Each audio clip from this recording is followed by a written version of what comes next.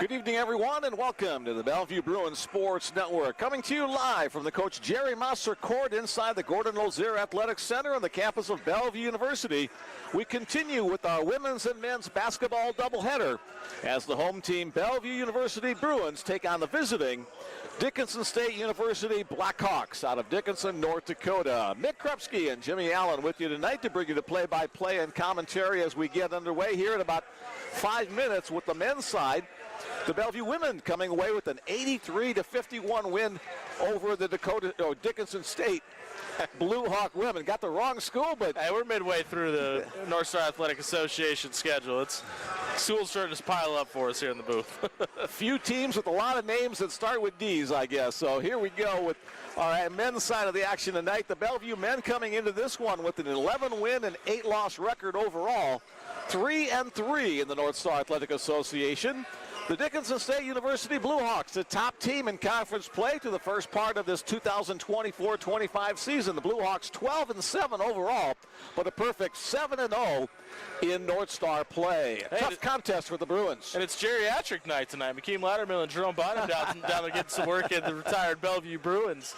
Now it's great to see the alumni in attendance. Yeah, listen, Bellevue's got their work cut out for it, but stopping a three-headed monster tonight with Casey Ugubule, Trey Stevens, and John Evans, 2-3-5, all seniors, all scoring over 200 points on the season, all shoot north of 35% from the field. They're a scoring machine. You throw Cordell Stinson into it, the junior, into the equation. He's also averaging 10.9 points per game. Got to stop them from scoring in spades tonight. These two teams met back on January 11th up in Dickinson. The Blue Hawks coming away with a 10-point victory, 85-75 against the Bruins. R.J. Smith led the way for Bellevue with 14 points. J.J. Montgomery had 13, and T.J. Fritz had 11 on his return from a foot injury earlier in the season. For the Blue Hawks, John Evans with 17, Jaden Wright with 14, Cordell Stinson with 12, and Kosei Egbule with 10. So those were the numbers that we talk about in the past, January 11th. Let's see what's going to happen tonight here on January 23rd. Yeah, listen, and these Blue Hawks are coming to this game riding a 6-game win streak as well. They're undefeated at the top of the North Star Athletic Association. They're undefeated in conference play, but they have some holes in their game. They turn the ball over at a pretty high rate. If you can speed them up defensively, it'll be interesting to see if Lucas Gabriel comes out and tries to press them early. What's going to be interesting is it's kind of a contrast in style. As we've seen all season long, the Bellevue Bruins, multiple substitutions, getting guys on the floor. They play a couple of minutes, they came out, fresh bodies come in. For the Dickinson State Blue Hawks, their top 4 scorers average play a lot of minutes. Close to 30 minutes a game. They're on the floor about 75% of the time. So let's see if the Bruins can wear down the Blue Hawks, or the Blue Hawks able to just keep putting points on the board. Yeah, and let's call it what it is. A lot of what Bellevue's going to need down the rest of the stretch this season is who helped them out a ton at the end of the last season. Emar Vincent, big number 50 in the middle, has been playing a little bit more for Bellevue, and he's a complete game changer, specifically on the defensive side of the ball.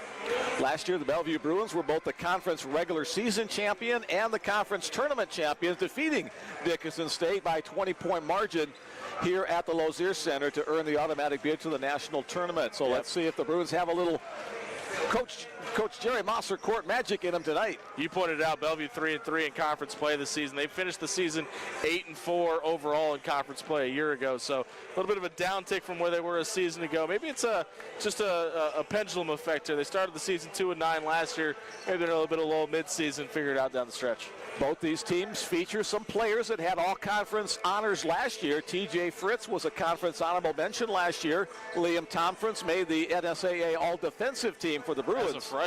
As a freshman. So for Dickinson State, Trey Stevens, and John Evans were first-team all-conference players last year. Kosei Egbule, a conference honorable mention. So that was the past. We're in the present now. We'll see how this one unfolds. You talked about Liam Thompson there a second ago. Only he, and you talked about the platoon style swiping out that Lucas Gabriel likes to run. Only Liam Thompson and Christian Carter have started all 19 games for these Bruins. So it's not even during the game that Lucas Gabriel likes to do this. He runs different starting lineups, etc. And a guy that I think is incredibly interesting this season is a guy named Dang Jal, who came to this team and was thought to be a role player. He started a couple games down the stretch here for him, and they've really gotten a lot out of him that they weren't really expecting this season. And we'll find out who's going to be the winner in this one about an hour and a half or so from now as the two teams finish up their warm-ups There's the buzzer to send them to their benches for final words. Lucas Gabriel, the head coach for the Bellevue Bruins, now in his 6th season. His associate head coach, Nate Geiser, and assistant coach, Aaron Havis. For Dickinson State, Derek Selvig is in his 5th year at the helm. Jake Owsley and Connor Dukes, a former Bellevue University player, the assistant coaches for Dickinson State. It's easy to pick out Derek Selvig across the way. He's about a 7-footer, the tallest head coach. By far. Bellevue and Dickinson State 33 days out from the start of conference play. This game is just as important as these next 33 days are in front of them. I'm an old history teacher, so I always like to talk about the series history. Very close. Bellevue 11 wins in the series. Dickinson State 10. Let's get to the starting lineups.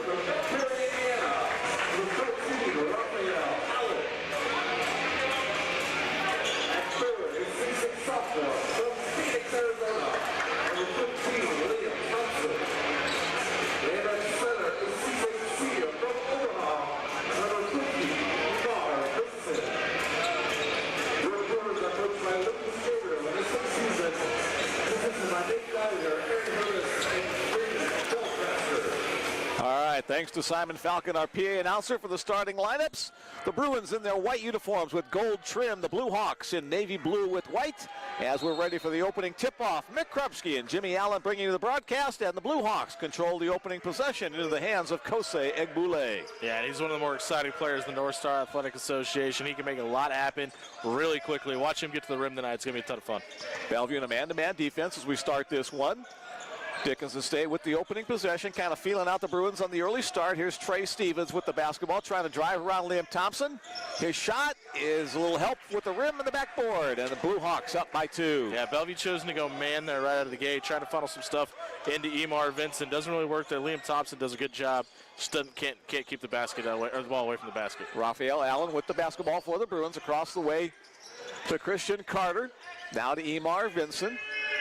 Here's Christian Carter, 3-point shot. A little bit too strong on that one. Skying up for the rebound is Cordell Stinson. Christian Carter's so good with the basketball in his hand. He doesn't take a whole lot of shots.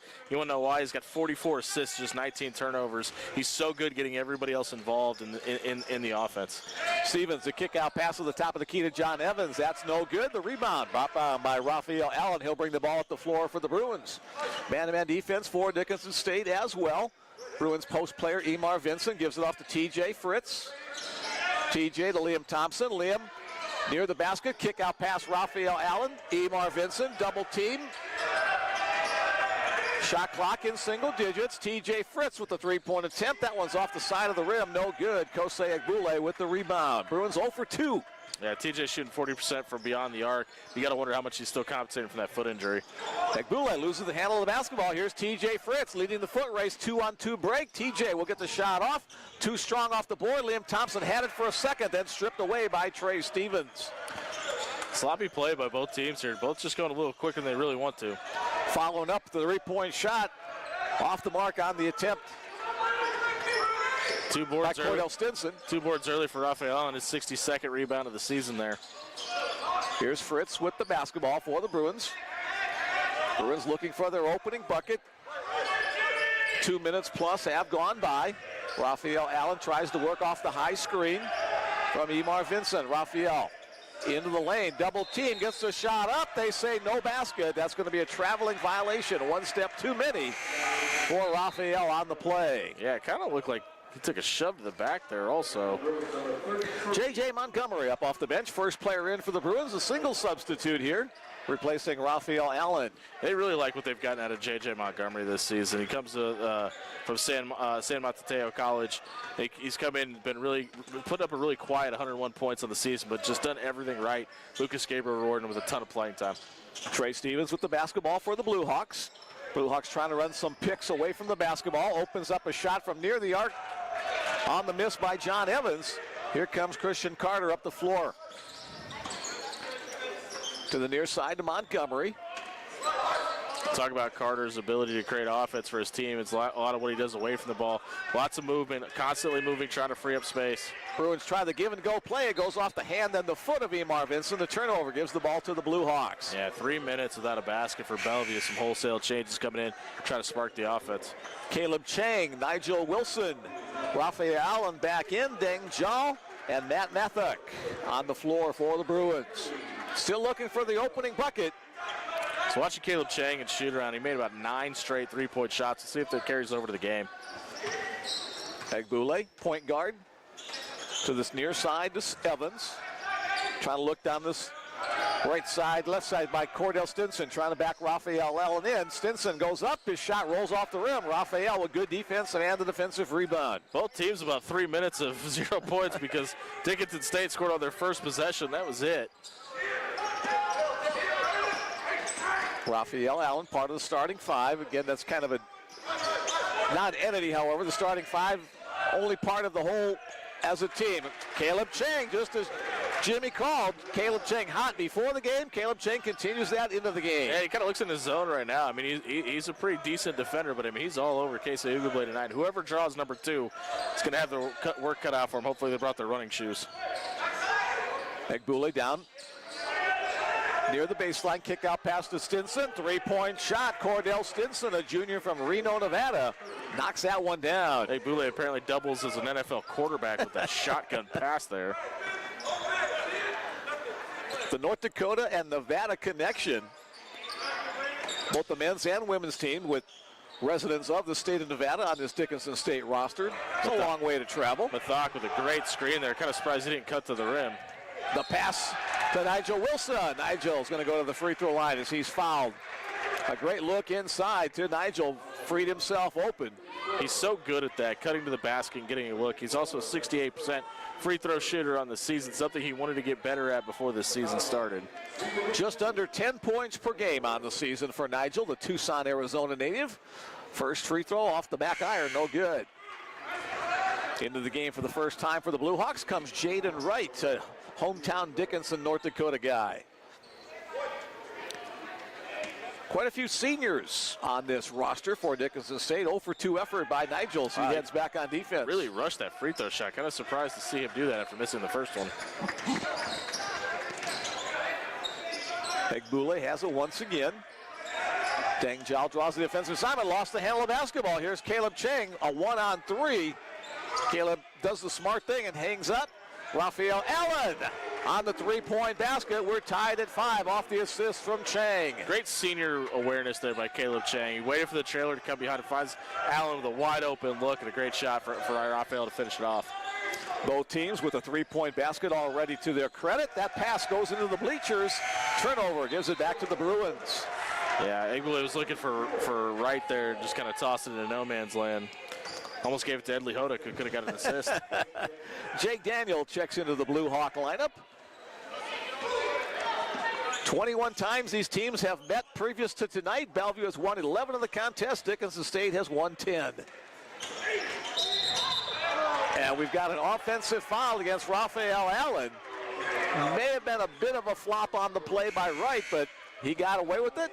And the Bruins will pick up another team foul. Jaden Wright's played a lot of college basketball, folks. He's a senior, and it shows there the awareness, knowing that you're going to get a downhill jaunt right at you and just kind of lay back and let it come to you. Wright with the basketball. Now he'll give it up Cordell Stinson across the timeline. Stinson not usually the guy that's going to handle the basketball, but Bruins left somebody alone. The basket scored by Braden Palmer. Yeah, Emar Vincent knew that. He knew as soon as the pass was made that he left somebody open. Bruins like to play a switching defense in that man-to-man. Here's Christian Carter trying to look inside to Vincent. Emar double team whenever he's got to handle the ball. Good quick movement. TJ Fritz lets the defender fly by, uses a Liam Thompson screen for the basket. Yeah, if you're Dickinson State, that's the guy you can't let get hot. Number 2 is as dangerous as anybody in the country. 181 points on the season, and has had one of the most deadly shots in this entire conference the better part of 3 years. Stimson inside. Shot rattles but won't go down off the miss by Palmer. Tied at 7. Bruins get a chance to take their first lead of the night with the bucket. I think Fritz wanted a little bit of a heat check. He tried to wave off Christian Carter and try to get him to let him take the offense up. J.J. Montgomery from three-point land. A timeout called by Derek Selvig. The Bruins on top 10-7 with 13:39 remaining in the first half of action. Hey, as Bellevue fans, you know this. Blue Hawk fans, we invite you as well. Send along a text message if you want to join our broadcast tonight. My number is 402-515-7654. Jimmy. Talk about how dangerous J.J. Montgomery is shooting from 3. He's now 28 of 55 on the season. That's good enough for 55%. He is dangerous from out there, and Derek Selvig knows he just lit in to his guys, letting Jake Dana know you can't let 32 be alone by himself out there. Their strategy is to double team the post player whenever the ball gets down low, but that's going to free up a lot of good three-point looks for Bruins shooters like Montgomery and Fritz and everybody else. When you have guys like Emar Vincent and Nigel Wilson that take up that much space, it's kind of hard to not equate for them, right? But you got shooters like TJ Fritz and Christian Carter that'll make you pay for it. Bounce pass inside to Jake Daniel. Christian Carter almost got a no-look steal, just missed his hand. Aiden Fischel on the drive, swishes to the left hand. No basket, but a foul is going to be called. That'll send Fischel to the free throw line, the senior out of Scobie, Montana.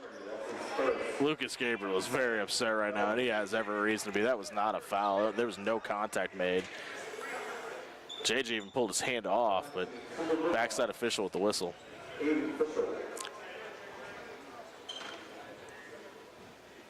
Fischel makes the first free throw for his first point of the night.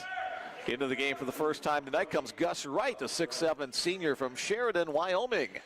He's been banged up a little bit this season. Number 20 can shoot it from outside, too. Don't let his size fool you. He can shoot the three-point ball, but dealing a little bit of a knee and a foot injury at the start of the season. He missed the Chick-fil-A Classic, but has played in the last 11 games. Second free throw by Fischel off the mark. Christian Carter with the rebound. Carter, one of the Bruins' best rebounders.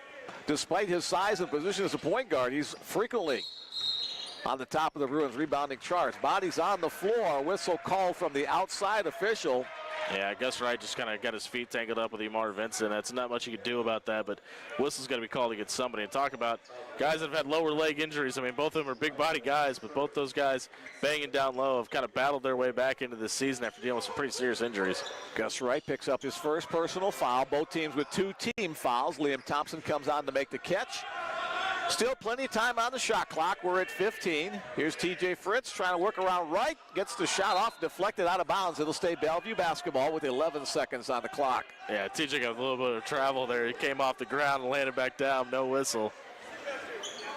Carter, the trigger man for the Bruins. Kick out to Montgomery. The save right in front of the Dickinson State bench. You hear the Bellevue bench counting down the seconds, down to 4. Open look, J.J. Montgomery. Oh, swoops out, won't go down. Cordell with the rebound. Yeah, Aiden Fischel just got lost underneath the basket on a cross. They might want to run back to that, see if they get another free look. Battle of the big men down low on the one-on-one. Wright going against Vincent. Emar with the block right back into the Blue Hawks' face. Head fake, three-point shot. That one's no good off the attempt by Gus Wright. Tracked down by J.J. Montgomery. Bruins with a J.J., Bruins with a T.J., Bruins with an R.J. I'm an M.J. There you go. Bounce pass inside to Emar. He's able to get it again, the double team, so Bruins with good ball movement. Here's Fritz, shot, no good. It'll be T.J. to the free throw line for 2 shots. Yeah, you're right, Mick. I mean, they are absolutely pinning down the bigs inside, trying to make Bellevue beat them from outside. I don't think that's the best strategy by these Blue Hawks. But J.J. Montgomery and T.J. Fritz out there pulling the trigger from beyond the arc. That'll win you some basketball games. Here's T.J. to the free throw line. The leading scorer for the Bruins on the season, just under 13 points per game, an 88% free throw shooter. Is that good? That's real good. First one is money. Back in comes John Evans for the Blue Hawks. This might be the longest all season Lucas Gabriel's gone without a sub. There's not even anybody up right now either. 11-8, Bruins on top. Bellevue shooting 4 of 9 from the field right now, 2 of 5 from beyond the arc. Offense is flowing. Bellevue team averages just under 9 3-pointers made per game. If they can go above that mark tonight, that would go a long way towards helping the Bruins to a victory against this undefeated in conference team. Kick out pass for a 3-point look. That one's knocked down by Jake Daniel after the assist from Jaden Wright. Scary moment there. Emar Vincent went down, but his foot just slipped out underneath him. And that knee, he's had a lot of knee problems in his career. Scary moment anytime he hits the deck. Here's Montgomery looking inside. Couple of guys fly by. Here's Thompson. Liam having a look inside. TJ from the outside. No good. Right with the rebound for the Blue Hawks. 1 point game with 11:23 remaining in the first half. TJ now 0 for 2 from outside the arc. That's not something we say a whole lot. Little spin move inside by Aiden Fischel. He won't get the basket, but the offensive rebound and foul called. Yeah, Aiden Fischel upset with himself because he put J.J. Montgomery in a wash machine there and skipped the spin cycle for a second. T.J. Fritz with his first personal foul. 3 team fouls against both squads. Here's another wave of substitutions for the Bruins. Blue Hawks with a lot of guys breathing deep right now. I mean, they kind of look exhausted early into this game. Bellevue's kind of running them off their spots pretty well. Again, we mentioned in the open that their top 4 scorers averaging just under 30 minutes per game, so the Bruins with a deeper bench of guys actually getting on the floor with significant playing time. Raphael Allen to Nigel Wilson trying to look inside to Matt Mathuk. The ball kicked out of bounds. It'll be Bellevue basketball underneath. Yeah, Derek Sullivan's got to figure something out because Jake Daniel right now is guarding Nigel Wilson, and that's about a foot of difference in height advantage. You might want to get there you go. Gus Wright is now on Nigel Wilson. And the play goes to Nigel, underhand or over the shoulder shot off the mark. Yeah, I wonder if they're expecting the same matchup there. Aiden Fischel with the basketball, pass in the corner to Wright. Fischel drives in the lane. Nigel Wilson denies him an easy look there. Outside shot is good. Knocked down by John Evans. Yeah, not much more Raphael Allen can do there. Just one of the best shooters in the North Star Athletic Association, taking a shot and making you pay for it. First basket of the night for John Evans. First lead of the night for the Blue Hawks, too. They lead 14-12, 10:21 to play in the first half.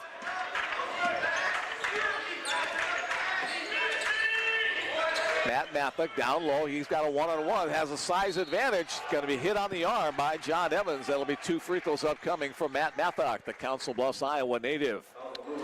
Yeah, Gus Wright having a conversation with Evans saying, hey, you got to let him go because he had the switch coverage there.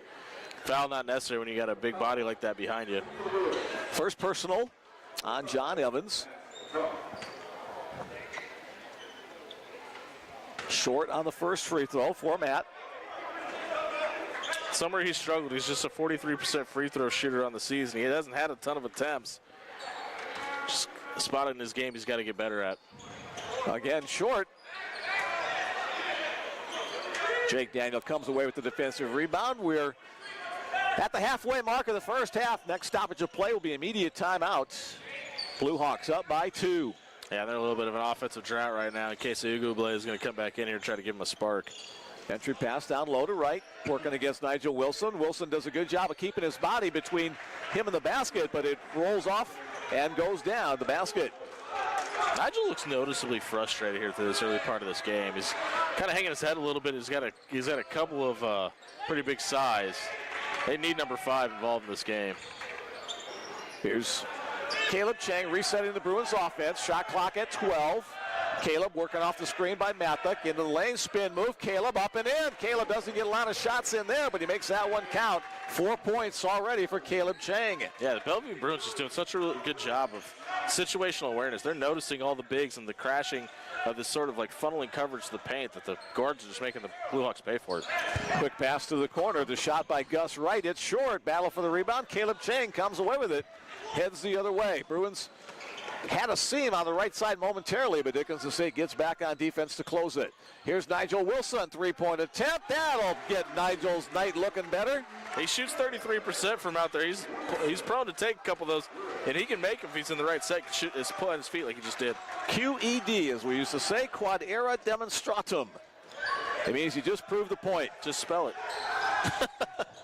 Working inside, the shot up and in. A nice job by Aiden Fischel working his way down low, continuing to pursue and bump off his defender for the basket. Both teams just kind of trading haymakers right now. Neither team really able to get on a run. We'll see if somebody can spark a little bit of a jaunt here to try to close out this first half. Bruins one guys at the top of the perimeter. Bounce pass inside to Matt Mathuk. He draws a triple team, forces his way up, and again he'll go to the free throw line. He missed a couple the last time there. Hopefully this opportunity will have better results. Really surprising the Blue Hawks choosing to kind of funnel everything into the paint right now. I mean, they're allowing these shooters to run free, and Bellevue's got some guys that'll make you pay for it. Media timeout on the floor. Our score, Dickinson State 18, the Bellevue Bruins 17. 8:12 to go in the first half. Thanks for joining Jimmy and me on the Bellevue Bruins Sports Network. We've got some texts in the queue. Our first one from a Blue Hawks fan, looking forward to a good game. Go Blue Hawks from Medora, home of the future Teddy Roosevelt Library. Teddy Roosevelt National Park up there as well. Who's that? Medora, North Dakota. Thanks for the excellent job of calling the game as usual. Who's Teddy Roosevelt? She slapped you a couple times there. You said you're a history major. There you go. How am I going to recover from that? Good luck. Good luck. Mick is so good at his job. I got to find a way to throw him off sometimes. I've lost my focus here. Good luck, Blue Hawks, from the parents of Jaden Wright. Jaden in the ball game tonight, doing a nice job for the team from Dickinson, North Dakota. That's right, JJ. Go Bruins from Auntie Judy in Turlock, California. Thanks, Aunt Judy, for joining us tonight. Go Bruins from the Havises, listening in East Grand Forks, Minnesota. That's Aaron Havis family listening in, the Bruins assistant coach. And an update, you mentioned earlier about Gus Wright. Gus tore his Achilles last December, so just a little over coming back from that one. Yeah, just dealing with just a low. I mean, he's a big guy. When you have that big of an injury to your lower body, it's so much to overcome. Thanks for that update from his folks.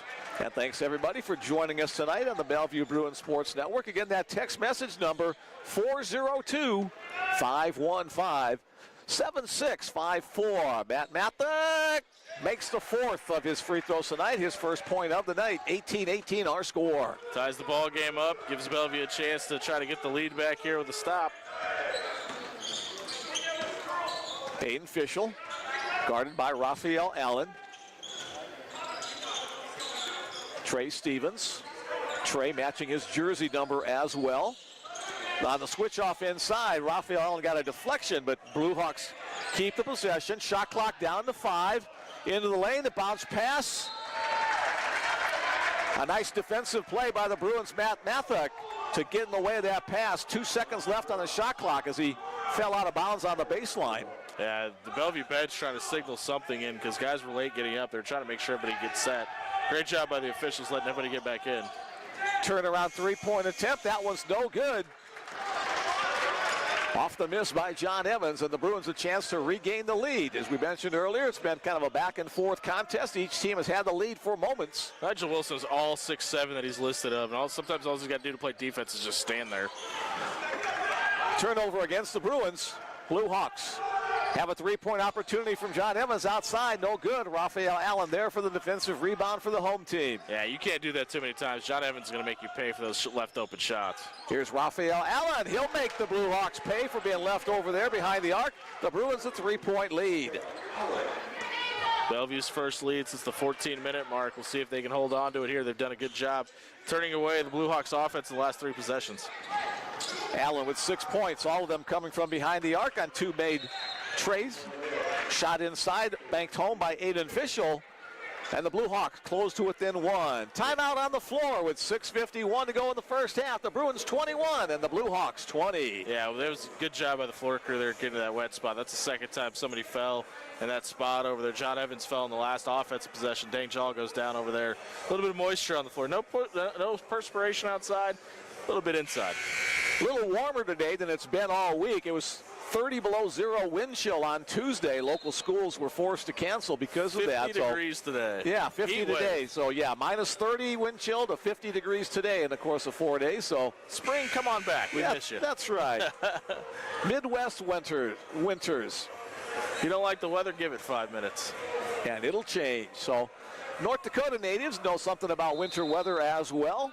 As the Bruins with the basketballs, we get back to the action. Bruins up by 1. This is a great matchup. I want to see Montgomery versus Eguble all night. I mean, you got two guys that are constantly moving, causing pressure offensively. That's a great matchup to see. TJ Fritz to Emar Vincent. Liam Thompson left alone underneath, but Liam dribbles the ball on the baseline for the turnover against the Bruins. He might have dribbled that about 2 feet out of bounds. I'm kind of surprised he put that one on the deck. Oops. 5th turnover of the night for Bellevue to only 3 for Dickinson State. A little bit of light pressure here from the Bruins in the backcourt, just trying to get into the shot clock a little bit, trying to get Casey Eguble off his spot, make him run into the offense.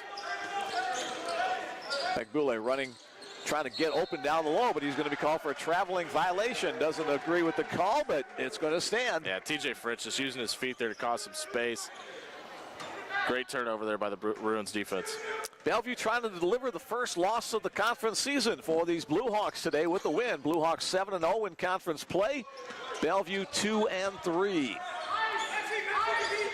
Some late sets here by the Bruins. They don't really like what they're seeing. They're trying to get something open inside, and Blue Hawks just not letting it happen. Christian Carter has that one go right through his fingers, out of bounds. So suddenly the turnover bug has bitten both teams. Let me correct myself. Bellevue is 3-3 in conference play right now, not 2-3. Just kind of a sloppy game out of the first 14 minutes here. Just mentioned the turnover, 6 for the Bruins, 4 for the Blue Hawks. They've got 6 minutes without a turnover. Pretty sloppy early. Bellevue with 7 made baskets. Blue Hawks with 8. Blue Hawks with 6 more attempts at baskets. Spin move inside. Nice job by Christian Carter on defense to deny an easy look. Here's Cordell Stinson. Pulls up. Shot. No good. Bellevue started that set in a zone look and switched to man as the ball started to move. That's something to keep an eye on.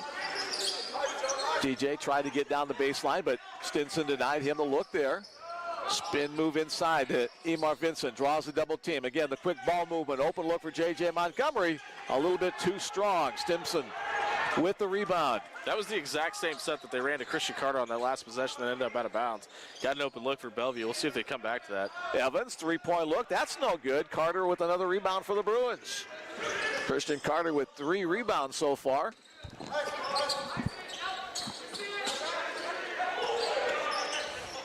Again, entry pass to Emar. Again, good ball movement. Yeah, anytime the bigs for Bellevue are touching the ball, 3 blue jerseys are crashing into the paint.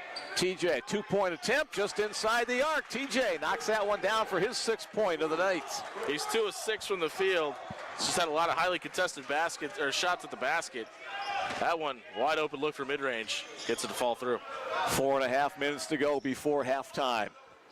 It's been tight all the way. Nobody with more than a couple of points lead at any point. Working inside, Braden Palmer against Christian Carter. Emar Vincent with the denial. Emar elevated and slapped the ball away off the backboard. JJ was trying to get a fast break there, but there was too many blue jerseys in front of Bellevue's trailing 3. Vincent, the Omaha North graduate, to J.J. Montgomery, the California native. There's going to be a foul against Emar. Yeah, a little too aggressive on setting that screen. Yeah, he was moving both of his feet too. I don't know what his gripe is there. I mean, that was pretty egregious. 3-point lead for the Bruins. Bellevue shooting 50% from the floor. 8 out of 16. 35% for Dickinson. 8 out of 23. Entry pass down low to Cordell Stinson. Kose Eguble, one of those fun names to say. Bellevue doing a good job not fouling so far through his first 17 minutes. Just 3 personal fouls for the Bruins. A couple of big guys grinding downside. Wright and Vincent. Shot clock down to 2. 3-point shot is good by Trey Stevens as he hits the deck. He wanted a foul called after the made basket. Catching some grief from the Bruin fans down below us. How do you spell flop? It's all tied up at 23 with 3:22 to play. Haymaker after haymaker from both sides. Christian Carter working around the Emar Vincent screen. Here's Liam Thompson back out to Christian. Then comes out for the screen. Bruins will reset. Shot clock at 10. Carter hounded by Egbule. Here's Liam Thompson now to TJ Fritz. And that's going to be another offensive foul against the Bruins. Yeah, Liam Thompson will get the call for the illegal screen. Liam Thompson just tried setting his feet there. Couldn't get him down quick enough.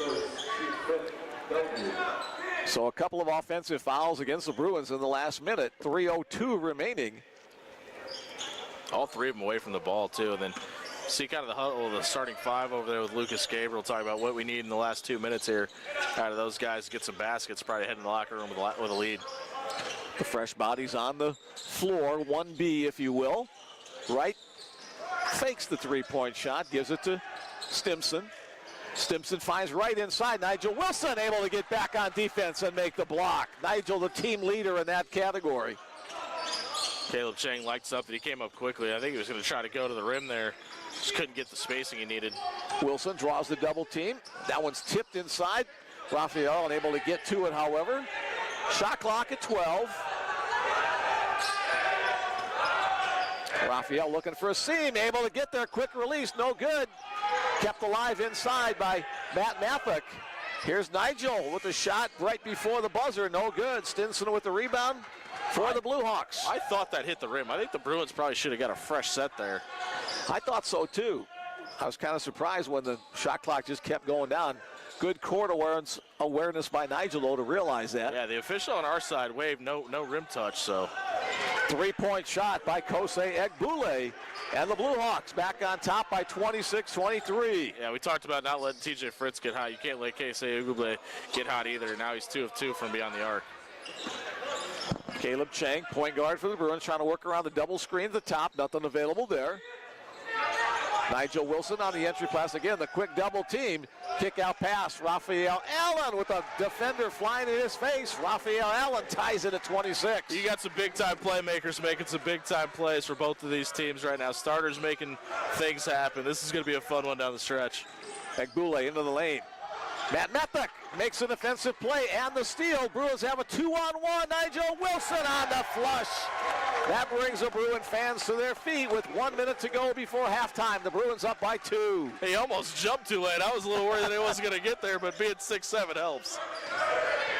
When Nigel flushes the basketball on those dunks, I'm always afraid his head's going to get caught up in the rim. He gets up so high. Great job by Matt Mathek there, just boxing out it in case they play. Open look. Nigel Wilson, 3-point land, a little bit too short. No shot follow-up. Yeah, Matt Mathek just took a shot right in front of the student section. They did not like that. A little bit of a shoulder check. Cordell Stinson off the mark from distance. Raphael Allen with a one-handed rebound. The other one being grabbed by a Blue Hawk player. And the Bruins will hold for the final shot of the half. Yeah, John Evans got away with a little bit of an arm bar there.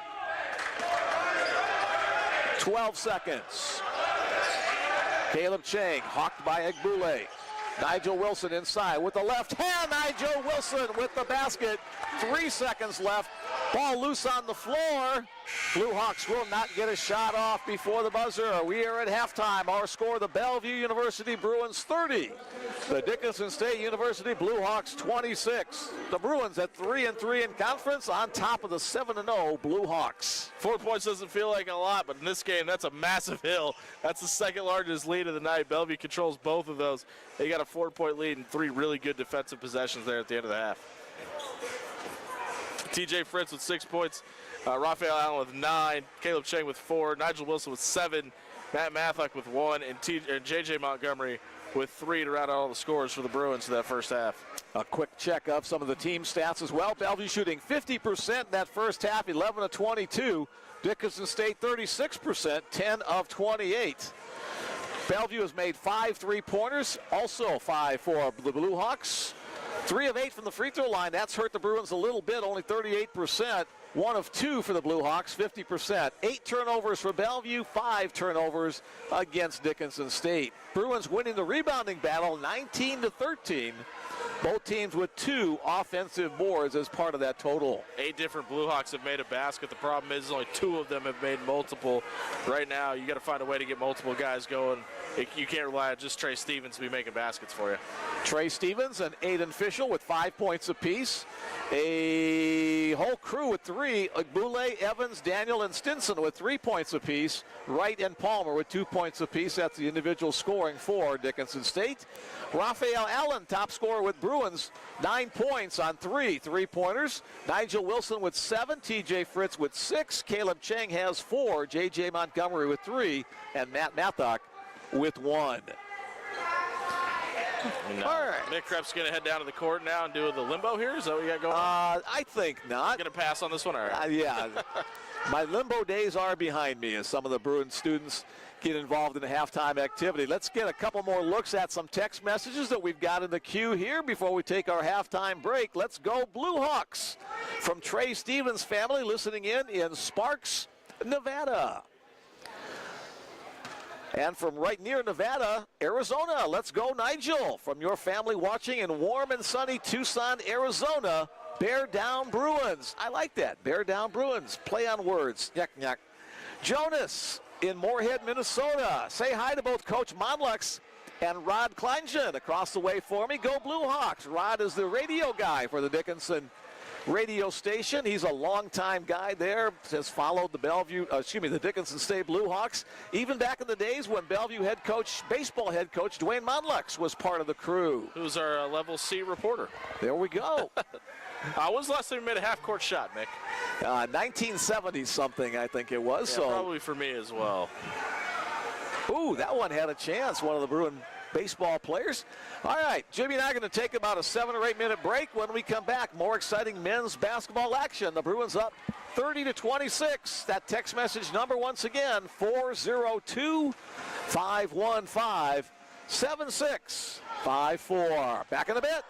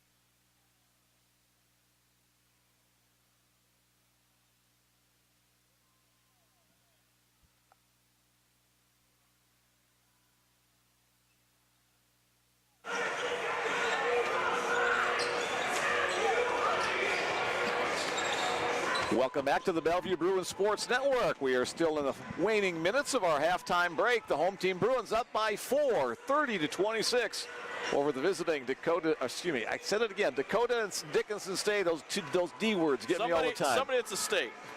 Donald Duck. I got to clear that D out of my head there. All right, Dickinson State, the opponent tonight. Bruins up by 4, 30-26. A couple more texts in the queue. Let's get to those. Let's go Bruins from Liam's grandparents and good friends Nance and Bill. All cheering on from Scottsdale, Arizona. Glad you guys are with us as always. Let's go ahead and rub that in. Appreciate the text. Yeah, so we're not too bad here. It got up to close to 50 today this afternoon, so that felt good after a horrible week last week. Yeah, we'll take 50 in January every year. Please, thank you. Keep working hard, Bruins from the Geysers in Oklahoma. That's associate head coach Nate Geyser's squad. Listening in. There we go. Bruins doing a great job, too, shooting 50% from the field in that first half. This is going to be hard to say. I believe you. Swish, fish, swish from Ma and Pa in Scobie. Go get 'em, Blue Hawks. Hey, I got through that one. Thanks for joining us from Scobie. Go Blue Hawks from Aiden's grandma listening in Arizona. So we've got Blue Hawk and Bruin fans down in that Arizona sunshine. Yeah, it's listen, this is going to be a great second half. I mean, if it's anything like that first half, we've got our work cut out for us here for the next 20 minutes or so. But Bellevue's shooting 50% from the field. Dickinson State shooting 35%. And that's really the difference in this game right now. Neither team doing a great job getting to the free throw line. But Bellevue's missed a couple of key ones, 3 of 8 from the free throw line. They got to be better than that at the charity stripe. Bellevue averaging 74 points per game. They're below that average at halftime. Dickinson State averaging 78 points per game. They're way below that at our halftime break. Right now, Bellevue is looking at the largest lead they've had of the night, largest lead in the game, 4 points. So nobody's been able to go out and run. Both teams getting a lot of answers to what's going on the other side of the floor. We'll see if that continues here. Because listen, basketball's game runs. We saw it in the first game. Dave Denley's women's team able to get on a run.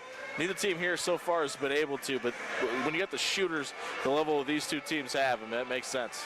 We want to keep our focus on tonight's contest, but we also want to remind you tomorrow afternoon we'll be right back at it as the Jamestown University Jimmies come to call at the Lozier Center. 5 o'clock tip-off tomorrow afternoon for the men's game. No relation. A 3 o'clock tip-off. There we go. That's going to be a conflict of interest for you. I can't be here. That's why. Oh, there you go. 3 o'clock tip-off for the women's game. Jamestown University Jimmies, the opponents tomorrow for the Bellevue Bruins. Bellevue with the opening possession of the second half. And here we go once again. Mick Krupski and Jimmy Allen with you. I'm interested to see how long this possession goes because it kind of feels like towards the second half, end of the first half, Bellevue wanted to get deep into the shot clock. We'll see if that continues here. Emar Vincent on the receiving end of that pass. Back to Christian Carter driving in the lane. Carter denied inside by Egbule. Looking for help. Gets it to Emar Vincent. Shot clock down to 3. TJ Fritz, the head fake. The second shot off the mark. No good. Egbule with the rebound. And the Bruins come up empty on their opening second half possession. I guess the answer was the full shot clock. Pretty good call. Here's Cornell Stinson. Fadeaway shot in the lane. That's no good. Body on the floor. That's got to be a bridge inside. They say no, it's going to go against one of the Bruins as Braden Palmer hit the deck. Foul's going to go against TJ Fritz, his second personal foul. Bellevue doing a good job keeping Cordell Stinson in check. He's the guy that we mentioned at the beginning of the game, the pregame. 10 points per game. He's 1 for 6 from the field at this point. Wasn't Harry Truman, Secretary of State, also named Cordell not Stinson, it was Cordell Simpson. There we go. All right. Yeah. That's been bothering me ever since I said that name the first time in the first half. Passing inside, the shot gets the friendly roll off the rim. The basket by Braden Palmer on the Kosei Egbule assist. Yeah, Egbule grabbing at his wrist there, too. I wonder if he got a little bit of contact. Grabbing at his left wrist. It's kind of got the sleeve on it. Here's TJ Fritz. Emar Vincent has a head of steam, gets around the defender for the basket. Went right around Braden Palmer. Yeah, he got a fingernail to the eye, too. The eye, the nose. He wears glasses, so yeah, somewhere in that face area. I don't know. He grabbed at his right eye. Maybe kind of shot to the nose. I don't know. It may have gone up and under. He's so tall. That was one of the reasons why Kareem Abdul-Jabbar wore goggles when he played because shorter guys would always reach up and get him in the lower part of his eye. So that he wore the full goggles rather than just glasses. Lucas Gabriel trying to get an explanation why that wasn't a foul. It was incidental contact. It was well after the play. Bellevue back to a 4-point lead at 32-28. A minute and a half has gone by in the second half. Christian Carter got turned around there. He's lucky that the Blue Hawks weren't able to get to the basket there. Trey Stevens cut off on his drive to the basket. Now John Evans tries to go the same route. Bounce pass inside to Palmer. Up and in. Another assist to a made basket. Braden Palmer on the receiving end of that pass and basket. Liam Thompson is one of the more sure-handed defenders in the entire conference. Has struggled a little bit with a switch off tonight. TJ Fritz to drive to the basket. Winds up on the floor. No foul called. It'll be Bellevue basketball. As TJ hit the deck along with his defender, Trey Stevens. Yeah, Trey kind of hit his head on the ground, too. I'm glad he's able to get up because kind of spiked his forehead into the ground over there. Not a whole lot of give on Wood. And Fritz and Stevens still going at each other with the ball being inbounded by Christian Carter. J.J. Montgomery, a nice catch and staying inbound. Here's Emar Vincent. Open look for TJ near the Bruin bench. TJ can't get that one to fall. Stinson with the rebound. Yeah, he's 0 for 4 from beyond the arc tonight. He doesn't miss a whole lot from outside. Quiet night for TJ Fritz. Egbule working on Fritz. There's going to be that's going to be called against TJ as the two collided. Yeah, he was shuffling his feet. Gets his feet down there, that's a charge, but TJ just moving too much. Not able to get his feet planted. Third personal foul before we get the inbounds play. A fresh core of 5 players. Allen, Chang, Wilson, Mathock, and Jaw come in for the Bruins. Nick, you might be right about Emar Vincent's nose. He's kind of still grabbing at it, a little slow getting off the court. He's having a conversation with Lucas Gabriel, and I might have taken a pretty big shot. Fall-away jump shot by John Evans. He knocks it down for the basket, and it's a tie game at 32. A 6-2 run to start this second half in favor of the Blue Hawks. Another slow start of the game for the Bellevue offense, though. They went 3 minutes without scoring in the first half. Now almost 3 minutes here without scoring in this one. Mathock makes his catch and track. Now to Nigel Wilson. Nigel's shot rolls off, tipped out. It goes off the fingertips of Mathock into the hands of Trey Stevens. Great job by Nigel tipping that out, but Mathock just not ready for the ball to come to him. Stevens, right in his lap. Shot is short. Matt Mathock with the rebound for Bellevue. Raphael Allen coming up this left side of the floor. Has a pat to the basket. Contact made. 2 free throws upcoming for Raphael. Something to keep an eye on. TJ Fritz just went with the training staff over to kind of the corridor where they do the concessions at. He walked back in, but he had something looked at when he went out there. Raphael, the native of Gary, Indiana, at the free throw line. Redshirted last year. Played the year before, was one of the contributors to the Bellevue program back in the 22-23 school year. Lucas Gabriel just had a conversation with both Emar Vincent and TJ Fritz. Hopefully those guys are still able to go. Those are 2 pretty important cogs of this wheel. Raphael, a 66% free throw shooter. Hey, we mentioned in the first half, Connor Dukes, former Bellevue player, now the assistant coach for Dickinson State. Forgot to mention former Bellevue player Vinny Belcaster, a volunteer assistant with the home team. So both those guys. Just an additional coach's salute. Yeah. A little add-on, an addendum. Second free throw rolls off the rim into the hands of Kosei Egbule. Egbule, a very quiet night. Just 1 shot attempt, but 3 rebounds for these Blue Hawks. Bounce pass down the near side to Gus Wright.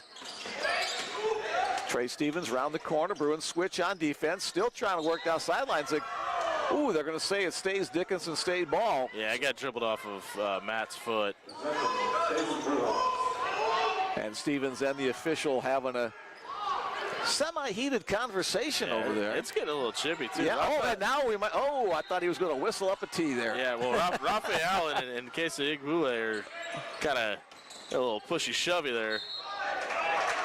Egbule's shot doesn't fall, but he'll go to the free throw line for 2 shots as Raphael Allen picks up foul number 2 on the evening. 3 team fouls against Bellevue so far, only 1 for the Blue Hawks. Casey Egbule's just 2nd shot attempt of the night. Gets waved off, and now he's shooting 2. Egbule also a 66% free throw shooter, short on that first one. Something with this rim, almost every free throw that's, even the ones that have gone in on this side, has looked short or hit the front iron, rolled in. Grab a ladder, jump up there with the level and see. We'll just credit it to the student section. There we go. Out there full force tonight. Jake Daniel back into the game for the Blue Hawks. That one short as well. Nigel Wilson with the rebound. Just Nigel's second rebound of the night. Raphael Allen leads all Bruin rebounders with 6. Yeah, Raphael turned around and looked like he was looking for a transition pass there. I don't know if Dane Jall was supposed to stay behind, or maybe it was supposed to be a set for Caleb Chang, but he looked a little confused. Nobody was standing behind him. Raphael trying to turn the corner. Now bounce pass to Nigel. Over the top this near side to Dane Jall. Now Matt Mathuk. Math spins inside, goes to the left hand, his natural side for the basket. Great job by John Evans just posting out there. He just couldn't get his hand up quick enough. Great move by Matt Mathuk. First basket of the night for Matt. Here's Wright working against Wilson. And Wilson with another denial. And fired up about it. Nigel is having himself a second half already. 5 minutes into this. Yeah. A foul against one of the Blue Hawks. It's going to away from the basketball. Matt Mathuk did a really good job just trying to clear space, and Igbule wasn't paying attention to it, ran right through him. First personal against Igbule, second team foul. Back into the game comes Jaden Wright, and also Cordell Stinson back in as, excuse me, no, it's 50. That's Weston Zacher. I don't think we've said his name all night. That's his first appearance. Lucas Gabriel knows how important this possession is. We've seen this game just the fight stay inside of a phone booth tonight. They know they need points here. Lucas Gabriel wants to make sure this gets in the right hands. Hey, I also want to give a tip of the cap to number 21, D.C. Stewart. He helped me with the Dickinson State pronunciations before the game today. So, D.C., thank you for helping me out there. Not all heroes wear capes. There we go. We appreciate your work. 15:45 remaining in tonight's contest. Bruins up by 3 points. It's been a close one all the way from start to finish. A couple more text messages. Keep it up, Bruins, from Aaron Havis's grandparents in Oslo, Minnesota. Havis is out in full effect tonight. We appreciate right. all of you. That's right. That Minnesota contact there. Gopher State. Let's do this, Bruins. Thanks for the commentaries on the game. Much appreciated. Make it happen, JJ, number 32 from Nana and Clinton in Fremont, California. JJ Montgomery's family listening in as usual. Thanks, everybody, for joining Jimmy and I tonight. Jimmy and me, correct pronunciation, on the Bellevue Bruin Sports Network. It feels like a really big possession here. We talked about how hot Caleb Chang looked before the game. He's going to inbounds here to Nigel Wilson. They maybe try to pin down the defenders on the inside, get Caleb Chang on the wing for a 3 here. Raphael Allen's had the hot hand, though, so it's probably between those two guys. Allen 3 of 4 from the field, 10 points tonight. Raphael Allen makes a nice catch in front of the Bruin bench. Finds Nigel Wilson. Nigel with a hook, a little bit too strong. Up for the rebound goes John Evans, and he's going to bring it quickly up the floor. Yeah, Bellevue in the right set for that, though. I mean, they get that inside look and brought all 4 defenders back. Jaden Wright on the head fake and drive. Kicks it back out. Drive in the lane. Good quick movement of the ball by Dickinson State. And into the corner, the basket by Trey Stevens. And Trey had something to say to the student section, and the Bellevue alumni and students over didn't really appreciate whatever it was. I think they've been jawing pretty much the entirety of this game. Here's Nigel to Raphael. Working on the screen. Wright able to fight his way through it. Matt Mathuk needs to be really careful. He's kind of flailing his arms around. He's getting a couple shots up high. Great move by Nigel, though. Nigel Wilson again goes to that left hand. A nice move inside to clear some space. Nigel Wilson now up to 9 points on the night. 4 of 9 from the floor. Drive to the basket. Nice job by Nigel again to force an off-balance fadeaway shot by John Evans. He's coming out of the paint a lot, and that's what Dickinson State's trying to exploit. The big bodies for Bellevue coming out of the paint. Raphael Allen, on the drive. He's fouled. Will go to the free throw line. The foul will go against John Evans. He was a little slow to get up there. I was glad he's all right. He's got a little limp going on his left side now, though. Kind of the point is the dog days of the season. You know, you've been playing now for several months. Nobody's little 100%. Nicks, little nicks, little dings, little injuries. Hey, the official getting some mop duty as well. Apparently our mop duty person. Where'd our guy go? He's apparently got an injury of his own. On the training table. Chloe, run on down there. Full double duty tonight. We can recruit that little girl over there to do the duty for us. I think she tried. The official may have shooed her away. Oh, okay. We will investigate that further and let you know immediately. Or put Dwayne Modlux to work down there. He doesn't do anything around here anyway. Yeah. Off the mark on the first free throw. Raphael gets ready for his second. Oh, yeah, we still got a basketball game to call. Okay. Second free throw is good. The Bruins up by 3 once again. Big, deep sigh. Made official trying to take this up the court. He's done a lot while he's been out there. He's coming off a little bit of a rest, but he has been an absolute spark plug for them offensively. Stinson back to official. Trying to work around Nigel. That means they've got a mismatch somewhere down below. Trying to use his quickness. Nigel can't deny the basket. Aiden Fischel with a nice move to score the bucket. He's the Scobie, Montana guy. We heard from Scobie earlier on. Raphael Allen just getting some last-minute instructions from Lucas Gabriel, trying to make sure they're in the right set here offensively. Nigel Wilson feels like he's got an advantage down low. Nigel, kick out to Raphael. Back to Nigel. Kind of an off-balance shot, but nice work inside by Matt Mathek to get the board and the basket. Yeah, way to put the ball in the ground there, know what's going on around you situationally to get that basket. Great job by Matt. Fischel again, acting as a point guard, coming down the floor, working against Caleb Chang. Chang trying to use his body to keep him away. Three-point shot by Zacher is good. Weston Zacher, his first shot of the night, a three-point advantage to tie it up. And a big grin for big number 50. He knows how important that shot was. All knotted up at 40, 13-18 to play.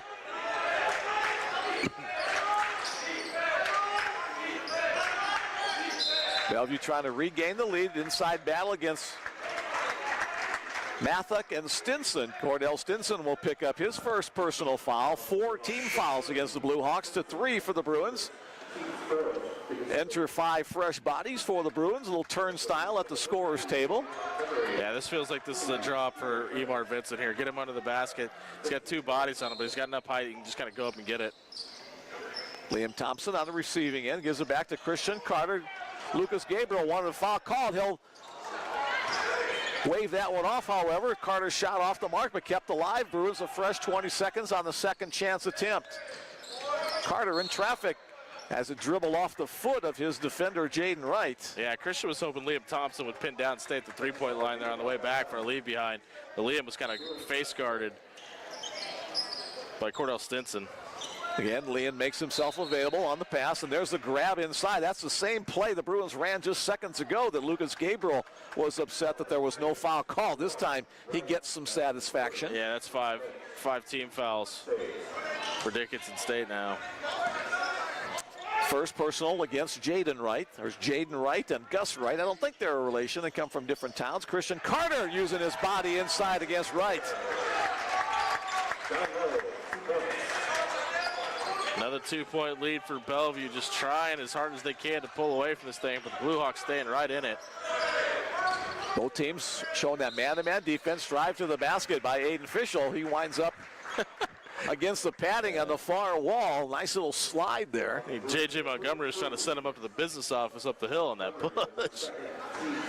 Second personal foul against J.J. Montgomery. 4 team fouls against Bellevue now. 2 free throws here in the active shooting for Fischel.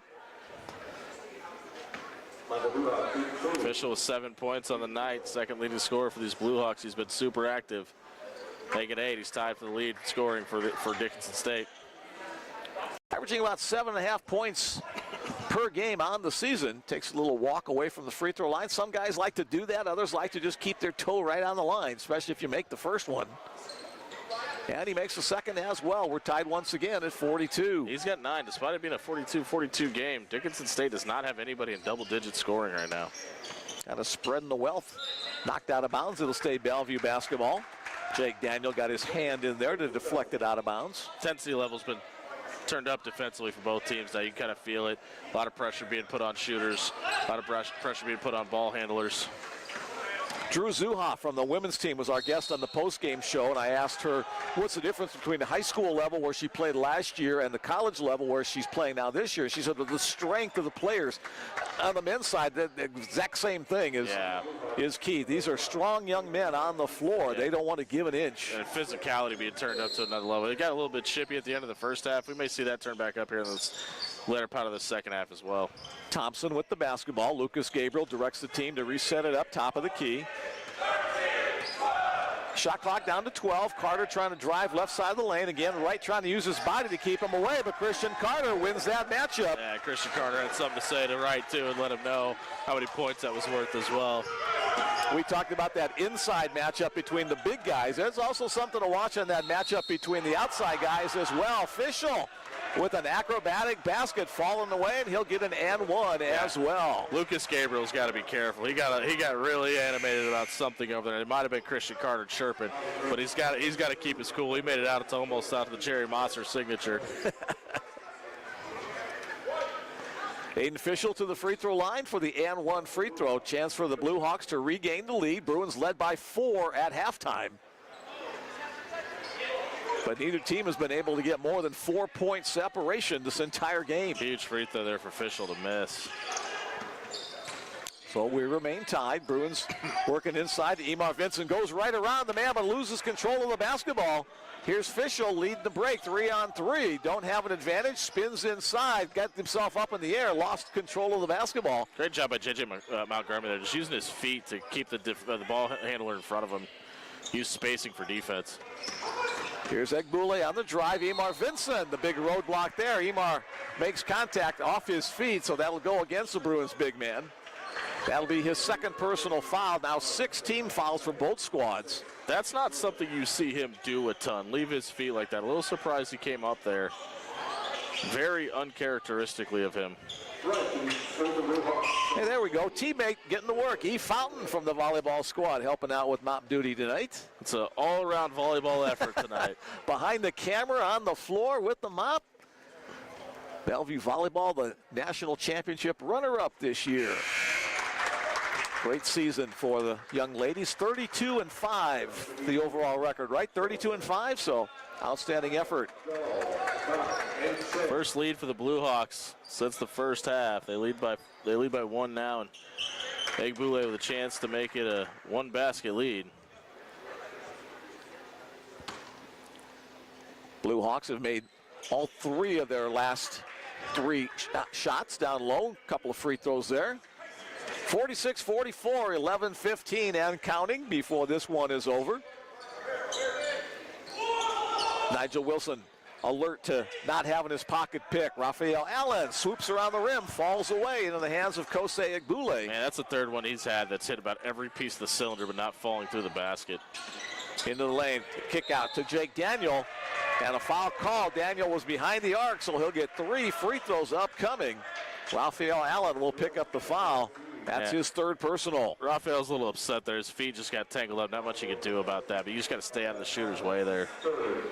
So a chance for the Blue Hawks to extend their lead without time off the clock with the shooting touch of Jake Daniel, a junior from Dickinson, North Dakota.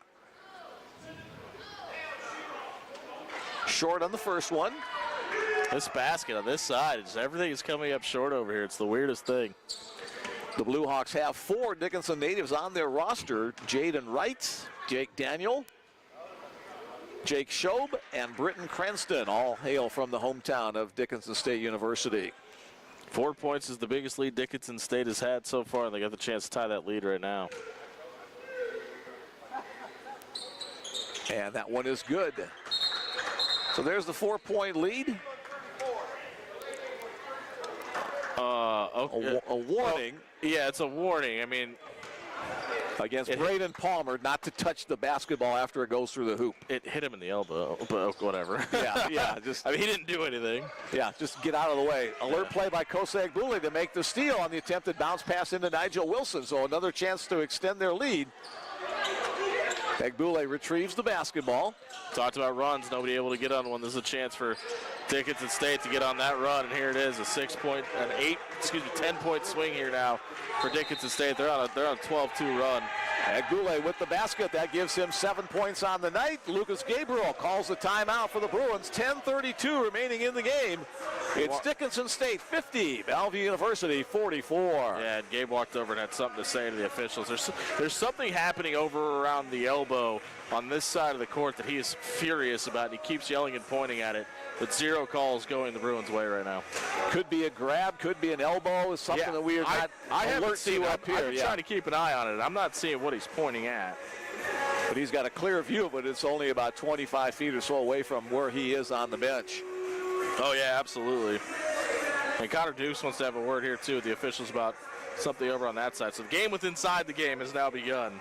Get in the ears, get in the head of the officials to have them make a call that's going to lean towards your team as opposed to the other side. Again, one final call out for text messages. If you'd like to join us tonight via the text message, 402-515-7654. I hope you brought your popcorn with you because this one's going to be fun. Dickinson State with their biggest lead of the night and a ton of momentum. Bellevue coming out of a timeout. They need a basket here to try to keep this one within range. Dickinson State riding a six-game win streak and are 6-0 in conference play coming into this in Bellevue. 3-3 in conference play and desperately in need keeping a win here to try to get the best seeding they possibly can come tournament time. And these two teams will meet once again on February 21st in Dickinson, North Dakota for the final weekend of the regular season. So the Blue Hawks have the 2-1 advantage in the three meetings for home court. Casey Igbule just grabbing Raphael Allen's wrist there. Second personal against Igbule. Raphael back to the free throw line. Thus far, 11 points for Raphael, 3 for 5 from the floor, 2 for 4 from the free throw line. On the 1-and-1, no good. Nigel Wilson, a good tip to himself, goes over the top of Braden Palmer. Palmer wanted a foul call, but didn't get it. He probably should have. I mean, yeah. Nigel was all the way over him. I don't know what the referees were looking at. Nigel working against Palmer, left-handed shot, a little too strong. Palmer comes down with the board. 6-point lead as we hit the halfway point of the second half. 10 minutes have gone by, 10 minutes to come. Fischel on the drive to the basket, got the hook from Caleb Chang, and that'll be the 7th team foul against Bellevue, so Fischel will get a 1-and-1 opportunity. That should be the 8th. Yeah, it's the 8th against Bellevue. Still a 1-and-1. Christian Carter back in, replacing Caleb Chang. Caleb 2 for 2 from the floor tonight. Hasn't shot the ball a ton, but obviously successful when he has. Here's the front end of the 1-and-1 for Aiden Fischel. Short.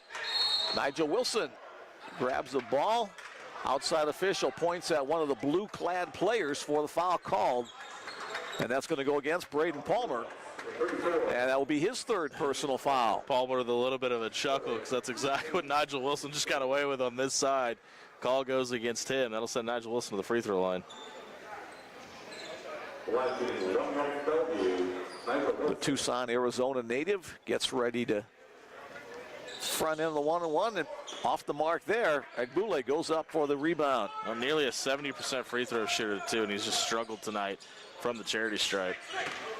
Still a lot of game left to be played. Fischel fakes the pass, gets the shot. Crafty move inside by Fischel. He's got 13 points now. That leads his team. You need a basket here for Bellevue. You're down 8 now. Kind of starting to slip away. You got to find a way to stay in this game. About a 2.5-minute scoring drought for the Bruins. Here's Matt Mathok trying to work around his defender. Gets around Zacher for the basket. Matt Mathok gets the Bruins on the board. They were stuck on 44 for quite a while. Yeah, Bellevue now trying to trap it. It almost works. Fischel stuck trying to get to Igbule. He's got 2 seconds to get high. Finally does. Across the way, Jake Daniel with the basketball. Now back to Fischel. Probably going to see Dickinson State go deep into the shot clock here again. Fischel back to Weston Zacher, top of the key. Single digits on the shot clock for Dickinson. Igbule pulls up for the 3-point look. No good. Christian Carter with the rebound. That's his 4th. Great job by Dane Jall there, just using his length and getting his arms up and staying in front of the shooter. Carter into the lane. Gets it out to Matt Mathok. Bruins will reset. Back into Christian's hand, halfway through the shot clock. Carter, too strong off the board. Matt Mathok there with the putback for the bucket. We talked about offensive rebounds not paying off in the first half. Matt Mathok now has 8 points, all off offensive boards. Great job by the newcomer out of Council Bluffs, Iowa. Nigel's still really far outside of the paint. Now he drops back in underneath. You really need him under the basket for that reason right there. Nice job on the rejection by Matt Mathok. Shot from the corner, no good by Fischel. And there's going to be a foul in the scrum for the rebound. I think that's going to go against Igbule. Yeah, and Egg Boulay saying exactly what we were saying a minute ago. That's the exact same thing that happened on that side. Still pleading his case to the outside official as head coach Derek Selvig talks to one of the other officials. Yeah, saying the exact same thing. Can't let it go one way and not let it go the other way as Matt Mathak heads to the free throw line. Well, he'll get another 1-and-1 situation, the 9th team foul against Dickinson State. After this, it'll be the double bonus. Weston Zacher trades out. Cordell Stinson back into the game. And the Bruins have missed all of their 1-and-1 opportunities in this half. Still a 6-point lead. Excuse me, a 4-point lead. I apologize for Dickinson State. Stinson trying to work against Christian Carter, has a high advantage. The shot doesn't go down, but he'll get 2 free throws here as Christian Carter will pick up the foul. Listen, makeup calls don't exist in basketball. That might have been a makeup call. Stinson with a several-inch advantage in height over Carter on that play. 2 shots as he was in the act of shooting. First one is up, and nobody's doing well at the free throw line tonight. The Bruins, just on this side, it's been the craziest thing. Everything has come up short on this side of the basket, or this side of the court, excuse me. Bellevue's only shooting 33% from the free throw line, 54% for Dickinson State. So it's an ugly free throw contest thus far. And it's even uglier as that one off the mark. J.J. Montgomery with the rebound. He'll bring the ball up the floor for the Bruins. See if Bellevue can make him pay for missing. Thompson looking inside. Wilson not available. J.J. Montgomery tries to drive left side. Wilson available this time down. Working against Braden Palmer and Nigel Wilson with another basket in the lane. Yeah, probably going to see the offense run outside in or inside out from now on. Nigel Wilson in there. They really like what they got set up underneath. Maybe free up TJ Fritz or Christian Carter on a look from beyond the arc, but everything's probably going to touch the paint from here on out. Nigel Wilson with 11 points. That ties him with Raphael Allen for the team lead. The turnover as that one goes off the body of Braden Palmer out of bounds. Tough pass to handle in traffic. A 2-point ball game with 7:17 remaining. The official on this side just said something to Trey Stevens, and Trey Stevens shrugged his shoulders. So he may have just gotten a warning of some sort. We can't hear it, but oftentimes the players and the referees will have a little banter going, usually during timeouts, not so much during the course of the actual play. That didn't look like banter. I think he got a stiff warning on something. Nigel Wilson just a little bit too strong. Cordell Wilson comes down with it. Now I'm thinking Cordell Stewart, the former Missouri. Cordell Stinson. Yeah, Cordell Stinson. So I got names flying in and out of both ears. Here's the drive to the basket by Trey Stevens. Avoids doing the split. Yeah, that was pretty impressive. Wright for a 3-point shot. It's good.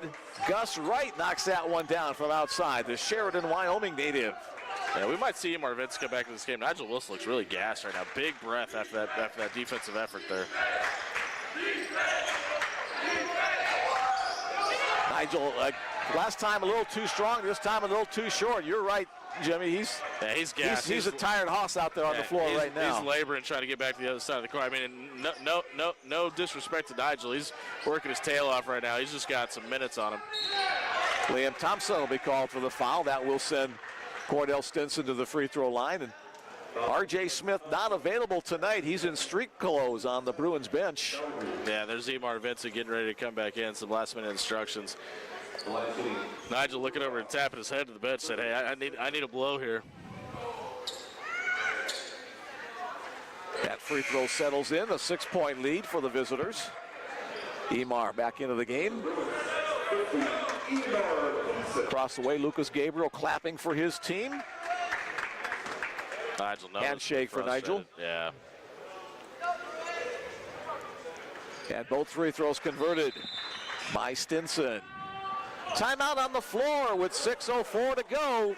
The Blue Hawks 57 and the Bruins 50. Yeah, their biggest lead of the night. Right now, Dickinson State outscoring Bellevue 31-20 in this half. They've had 2 big runs, one a 6-0, one a 5-0 run here in the second period. It's paid off dividends. That's why they lead by 7. 2 texts in the queue. Let's get to those. Turn up the heat. Let's go Bruins from the 308 area code. And one more here of Blue Hawk this time. Let's go Blue Hawks from Elgin, North Dakota, from the parents of Weston Zacher. Weston has come out of the second half. Gets some playing time, the freshman from Elgin. He's got 3 points and 2 really big rebounds for Dickinson State in this half alone. So nearing crunch time with 6:04 to go. Bellevue just looks like they're playing on tired legs right now. I mean, we haven't seen as much rotation that we've seen all season out of Lucas Gabriel tonight. And it just kind of feels like you need your horses to kind of deliver here down the stretch. Emar Vincent's got to touch the ball a lot these next couple possessions. Raphael Allen and Nigel Wilson have been on the floor the most for the Bruins, both of those guys with over 20 minutes. Yeah, and I think Nigel was out there for 16 consecutive, too. I guess it'd be 14 at this point. Bellevue has 3 timeouts remaining. Dickinson State has 4 timeouts remaining. J.J. Montgomery making himself available for the inbounds pass from Chris Carter. Here's T.J. Fritz. Man, the Blue Hawks are swarming in the middle for Emar Vincent. Emar comes up with that one on a nice catch in traffic. Here's T.J. down the lane, gets the shot off. It won't go down, but he does draw the foul. Yeah, teammates rush over to help him up. That's going to go against John Evans. He picks up 3. Both he and Keisei Igbue have 3, along with Braden Palmer as well. So 2 free throws upcoming for TJ, and a tip of the cap to Dwayne Mondlux over there, hitting that mop once again. Dwayne did a nice job stepping in, Jimmy, for a couple days when you weren't available, so helping out with the broadcast. A whole new career for him as well. I think mediocre was some of the words that described the performance of Dwayne Mondlux in his broadcasting debut. Coach, if you hear this back, I'm just kidding. 5-point game. Bellevue needs to stop here. I think he's getting grief from Dave Denley, the women's basketball coach, about knowing how to handle a mop. So 57-52, TJ Fritz making both of those free throws. That's 8 points tonight for TJ. You gave our coach a salute earlier. How about that meeting of the minds going on that side of that bench over there? Dwayne Mondlux, Edley Hotek, and Dave Denley. Ball movement by the Blue Hawks into the hands of Gus Wright. Trey Stevens turns around, a 3-point shot, no good. Nigel Wilson, another rebound. Yeah, Derek Selvig is noticeably upset about that possession. He wanted to want that back. That's not the shot you wanted there. Christian Carter in traffic, no good. Emar Vincent has the offensive rebound, or had it momentarily. Now he goes to the floor. Did he get the timeout called? Yes, the Bruins get it. He signaled for timeout. Lucas Gabriel screamed it as loud as he possibly could have as soon as Emar regained control of that ball. It was the battle of Emar versus 4 different Blue Hawks. Emar comes away with a timeout to save the possession for the Bruins. Yeah, just dove at the ground. Took up every. Dwayne Mondlux now getting personal instructions on how to mop the floor from the officials. What if we could start instructing the student section to boo? That could be a whole new minor or major here, you know. There you go. Floor maintenance. Just a reminder, the Bellevue University is looking for new mascots. There's a partial scholarship offered, so if anybody listening to the audience is high school age looking to go to Bellevue University, could be the next Brutus the Bruin and get yourself some free education. Very good. Hey, I did talk to Edla Hotek about the new facility up the hill. It's still the official date is it won't be ready until March, which would be after the end of the basketball regular season, but there's still an outside chance. They've got some additional things to do with video production, audio visual, speaker systems, things like that before it'll be ready, before they can officially turn it over. Emar Vincent muscles his way inside for the basket. The Bruins are within 3. Yeah, right now they're working on a ton of cabling work up there to get the internet connection going at the new facility. That's kind of one of the biggest hurdles right now. Some brand new video boards that will allow for replays and things like that. Some of those situations need to be ironed out as well. Gus Wright short on the 3-point shot. Raphael Allen with the rebound. And the Bruins trying to video team is on top of things next season then. Christian Carter, 3-point attempt, off the mark. Yeah, there's video wells, camera wells for different points of view, so we could have a whole nice new production crew available for next year's broadcasts. Working the ball inside, now to the corner. Evans into the lane. And a foul's going to be called on TJ Fritz. Are they going to say in the act of shooting or on the floor? Yeah, it was in the act of shooting. And TJ just uncharacteristically leaves his feet there. He was straight up and down, but he came all the way off the ground. So 4 personal fouls against TJ Fritz. So far, he's the only one with 4. Several with 3 on both squads. Free throw by John Evans is up and in. Extends the lead back out to 4, 4:23 to play. Makes that last possession by Bellevue a little head scratching. I mean, Christian Carter quickly into the shot clock, takes a very contested 3. 1 for 2 from the free throw line. So 2-possession game, 58-54. 4:15 and counting for the Bruins. Vincent trying to set the screen for Carter to work off. Looking inside. Emar makes himself available. Emar's always working. He doesn't just stand his ground when he tries to get himself open, and then he goes crashing over the top of Gus Wright. Him and Gus Wright have been really physical down low in this one. Just another battle of the bigs down low, and both guys put in a ton of work tonight. Agbule on the drive to the basket. Carter there on defense. Agbule, shot in the lane, no good. Tipped around. And quickly getting to the ball is Cordell Stinson. Fresh 22nd on the second chance shot clock. Trey Stevens, Bruin defense just kind of breaks down an open lane to the basket for Stevens. And again, it's a 4-point game. 3.5 to go. Emar Vincent confused on both those sets. He thought he was supposed to be on the outside. Lucas Gabriel's yelling inside, and while he's yelling at him, ball handler runs right by him to the basket uncontested. And now Wilson and Vincent on the floor together for the Bruins. The biggest of the bigs for the Bruins that are available tonight. R.J. Smith not available. Carter, head fake, drive into the lane. Double teamed. Oh, the shot doesn't fall, but 2 free throws upcoming for Christian Carter. Carter, a 75% free throw shooter. Bruins would love to have both of them here. Both teams in the double bonus, so 2 free throws for everybody from here on in. Christian Carter with just 4 assists tonight. He's got 44 assists on the entire season. Just hasn't been able to find shooters tonight. And the first one is good, making it a 3-point game, a 1-possession game. Back in comes Braden Palmer, the senior out of Alliance, Nebraska. Yeah, Emar Vincent and TJ Fritz having a conversation about what the defensive set's supposed to look like, what they're supposed to do on the offense on the next side. Kind of looks like that's going to be the focal point of the next offensive set. Christian Carter hits the second one. Clutch free throw shooting by Carter, 6 points on the night. Press on by Bellevue. A little bit of a light press, just trying to speed Dickinson State up, maybe get a turnover, maybe get the ball out of the hands of the shooters. Under 3 minutes. Evans with the basketball over near his team's bench. On the switch, he's going to draw Emar Vincent. His speed gets around Vincent. Now back in his hands. Single digits on the shot clock. Trey Stevens picked up by Nigel Wilson in the lane. Awkward shot. They say a foul on the floor. So it doesn't really matter. There's going to be 2 free throws anyway in the double bonus. Nigel Wilson, just his first personal foul tonight. Yeah, which is kind of good because I think that was actually supposed to be called on TJ Fritz. Nigel Wilson wasn't near anybody. Stevens at the free throw line. Second leading scorer on the season, and another short free throw on this side of the. I don't know what's happening. I don't know if gravitational pull is a little strong on that side of the gym or what's going on. 53% free throw shooting for make it 50% free throw shooting for the Blue Hawks. Only 47 for the Bruins. That'll go up a little tick. A 3-point ball game with 2.5 minutes to go. You got to imagine with Emar and Nigel into the game right now, this has got to feed inside somehow. That's a lot of size down low for Bellevue. Emar with the basketball, gets through the double team, and has it stolen away. Winds up in the hands of Gus Wright. Now, a costly turnover against the Bruins. Dickinson State just wants to dribble out as much air out of this ball as they possibly can. Let it tick under 2 minutes and 20 seconds on the shot clock. 10 turnovers tonight against Bellevue, 6 against Dickinson State. That was a costly one.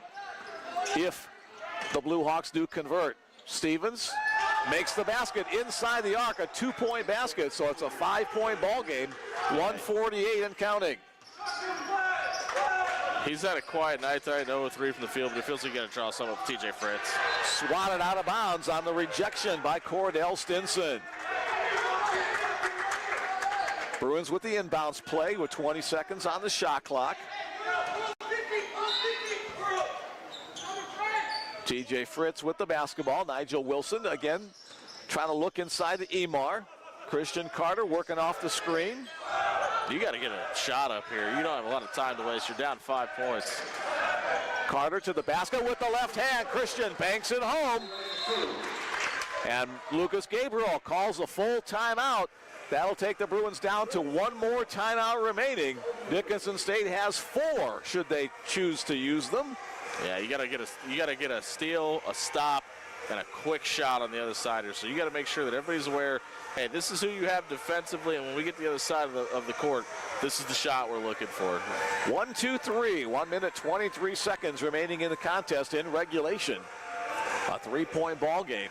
It's going to be interesting to see if Bellevue's able to get a stop here, exactly what Lucas Gabriel draws up offensively. Because in these situations, TJ Fritz is typically the guy you want to go to, but he's just 2 of 9 from the field tonight. 2 13-point scorers for Dickinson State. Trey Stevens and Aiden Fischel, each with that unlucky number, but a good number for Blue Hawk fans. For the Bellevue Bruins, 2 players with 11 points leading the way. That's Nigel Wilson and Raphael Allen. Yeah, and Raphael's been relatively quiet here in the second half. He's just got 2 points in the second half. They might need to get him involved in the offense here to see if they can get a spark from their leading scorer tonight. And don't go away at the conclusion of tonight's game. We'll hope to have head coach Lucas Gabriel and one of the Bellevue players come up to our position for a post-game show. Could you ask Gabe how he grades Dwayne Monlux's mopping ability? I'm curious. Coach on coach sheet there. Even Brutus the Bruin is giving him a hard time down there. So kind of the Rodney Dangerfield of floor moppers, I think. No respect.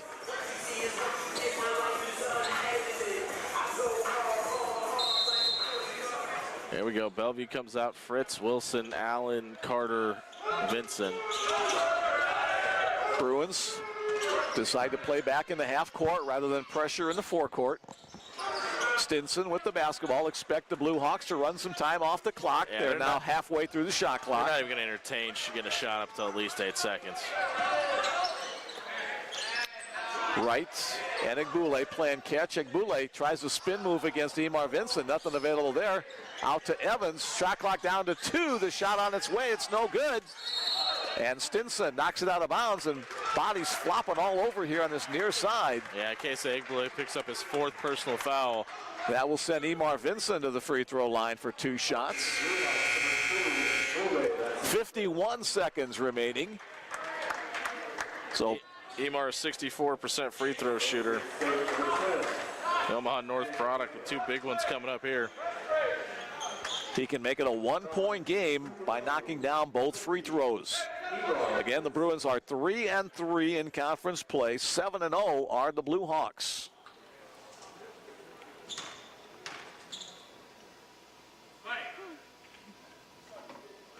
And it won't go down. Rattles in. Dickinson State in first place, then Jamestown, Mayville State, Bellevue, Valley City, and Dakota State. This feels huge here. 51 seconds on the game clock. 3-point game. If Emar can hit one of these, it makes it very interesting.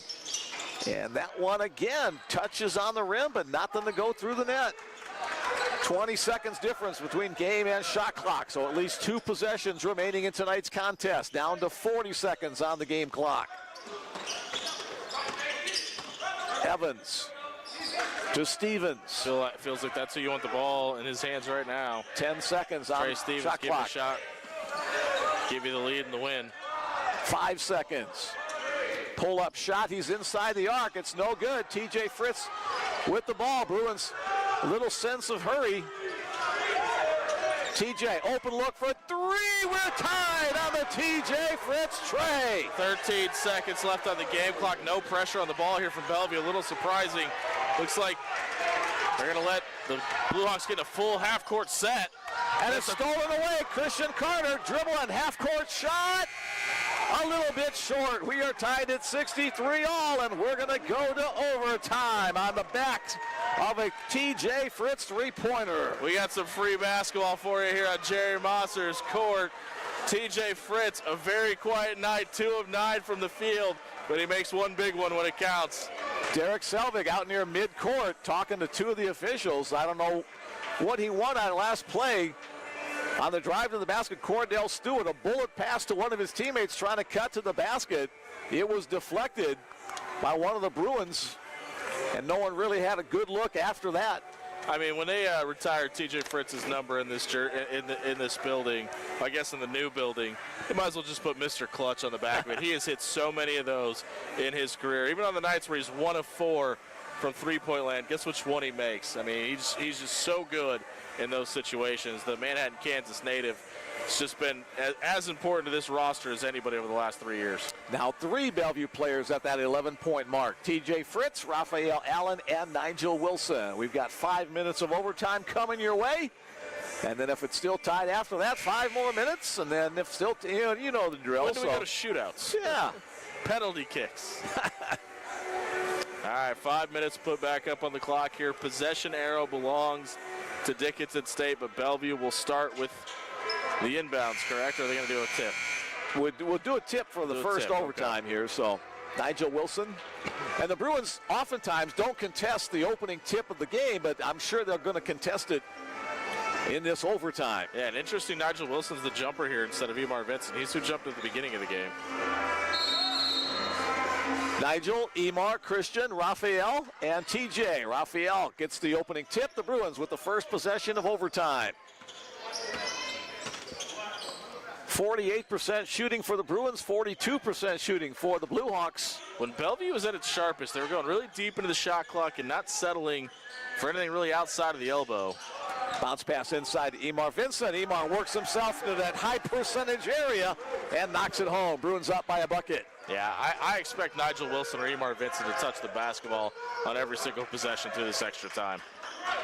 Dickinson State trying to answer. Here's John Evans outside to Gus Wright. He'll knock down the tray. Yeah, Gus Wright typically plays that 4 or 5 position, is now 2 of 6 from three-point land. 8 points on the night for Gus Wright. Bruins now trailing by 1. Almost 1 minute has gone by. Again, inbounds to Emar. Christian Carter, the drive inside, contact made, stripped away. Yeah, Chris just took a shot to the chops, too. I think he wears a mouthpiece to help protect his teeth, and he got rung up big time there. Out, yeah. So 2 free throws upcoming here. All the free throws, except for a conventional 3-point play, will be the double bonus. And Christian makes good on the first. 3 for 3 tonight from the free throw line. Emar going to leak out here and just make sure nothing gets beyond anybody and rim protect. Hopefully protect the lead. And that one's off the mark, so we're tied at 66. John Evans with the rebound. He'll bring the ball up across the half-court line. Evans trying to work around Vincent. Nothing available there as Emar loomed large over the top of him. With the basketball, Jake Daniel. Cordell Stinson, 3-point shot. Both baskets made by the Blue Hawks in this overtime have been from behind the arc. This Blue Hawks offense looks like it's in full rhythm. You got guys moving off the ball more freely, not as much contact by Bellevue underneath. They're not worried about the pin down for the bigs. Bruins kind of stagnant as of right now. Now they're starting to get into offense, working around the Emar Vincent screen up top. Out to Raphael Allen, shot clock down to 6. Again, Emar, and it's off the board and in, and a chance for the 3-point play. As Gus Wright will draw the foul, his second personal. He's frustrated. They just have no answer inside for the bigs for Bellevue. So much space underneath, and they're feeding everything inside of those big guys. Let's try the reverse curse here. Emar 0 for 2 from the free throw line tonight.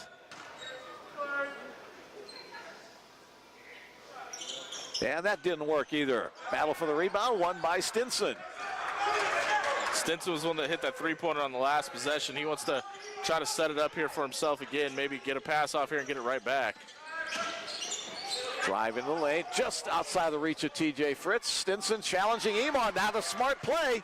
Emar up to the task defensively. The Bruins back on their offensive half. 2:45 remaining in this first regulation. Fritz on the drive. The shot short, but he's going to draw the foul. Again, TJ on the floor, along with one of the Blue Hawks.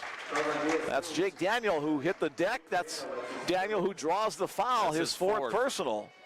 Yeah, and right now Trey Stevens is trying to have a conversation with the official. He's correct. I mean, he was set straight up and down, but TJ Fritz with a ton of head of steam. That's kind of hard to stop right in front of him, but he gets the whistle.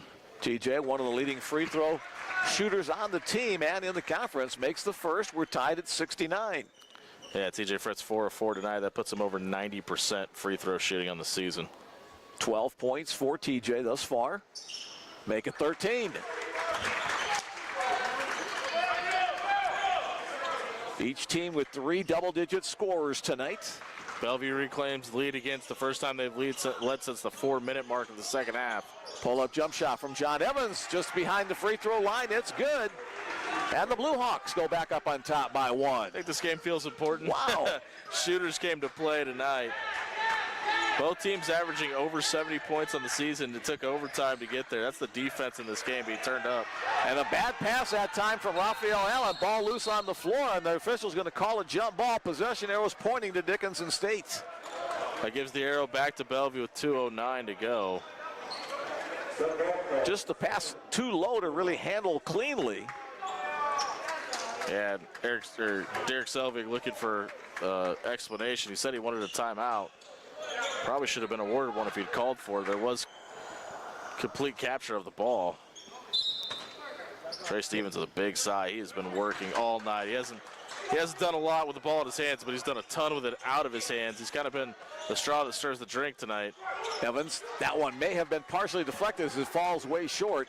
In this overtime period, each team will get 1 more timeout. Bellevue now up to 2 timeouts. Dickinson State with 5 remaining. Here's Raphael Allen, takes it back to the top of the key, working around Emar Vinson. Bruins trailing by 1, back into Emar. Trying to collapse around him, back into Emar. And that's going to be an offensive foul against Emar Vinson. Down official said Emar hooked with that off arm. Lucas Gabriel pleading the case. He had several guys on his back. Lucas Gabriel continuing to vent against the officials. Yeah, he's had a night working the sideline over there. Both coaches have had some pretty strong arguments about calls and non-calls tonight. 1:30 remaining in the game. Dickinson State up by 1 and with possession of the basketball. Bruins need to make a defensive stop on this possession.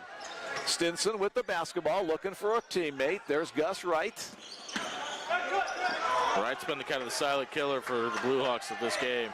Can't really let him get a free look at the three-pointer. Shot clock down to 5. Stinson and a shot. Emar will be called for another foul, and that will be foul number 4.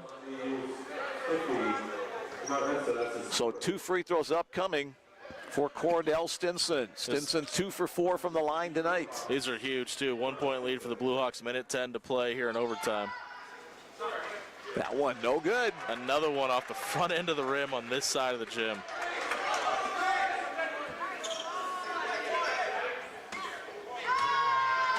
Second one on its way and in the hoop. 2-point lead.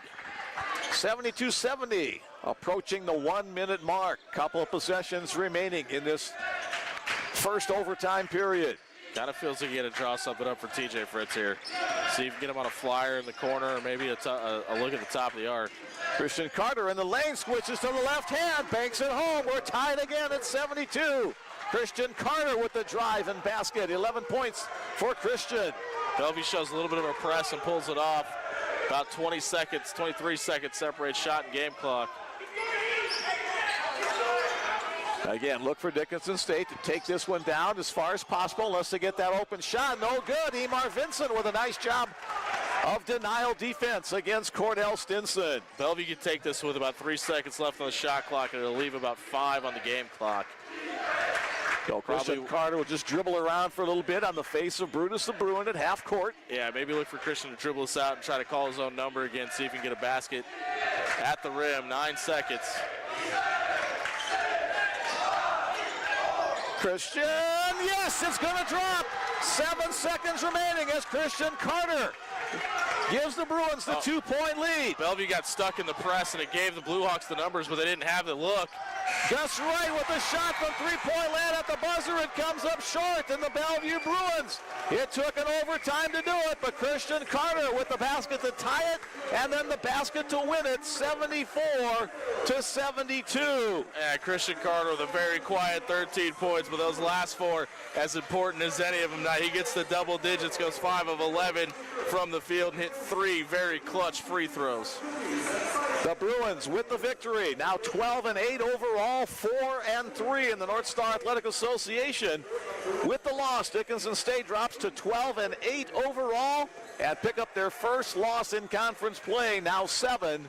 A big victory for the Bruins defending the home courts. Yeah, I mean, listen, you got to find a way to get back on the right side of the schneid, right, and make sure that you can defend home court in conference play, but also get above 500 in conference play. 2 big accomplishments tonight for Lucas Gabriel and this team. Bellevue winds up shooting 52% from the floor, 42% for Dickinson State. 6 3-pointers for Bellevue, 10 for Dickinson State. Both teams ugly at the free throw line, right around the 50% mark. Bruins too many turnovers at 13-7, advantage Dickinson State, but the Bruins with rebounding an advantage there, 44-31. Yeah, something we didn't talk about down the stretch either. Keisei Igubule fouls out of the game, not available in overtime for Dickinson State there in that overtime. You got to wonder how much that affected their offense. And again, stick around. We hope to have Lucas Gabriel come up and join us on our post-game show along with one of the Bellevue players. While we wait for him, let's take a look at some of the individual scores in tonight's contest. First of all, for the Blue Hawks, Trey Stevens and Aiden Fischel led the way with 13 points apiece. Cordell Stinson had 9, John Evans had 8, Gus Wright had 8. Kosei Egbule with 7, Braden Palmer with 6, Jake Daniel with 5, and Weston Zacher with 3.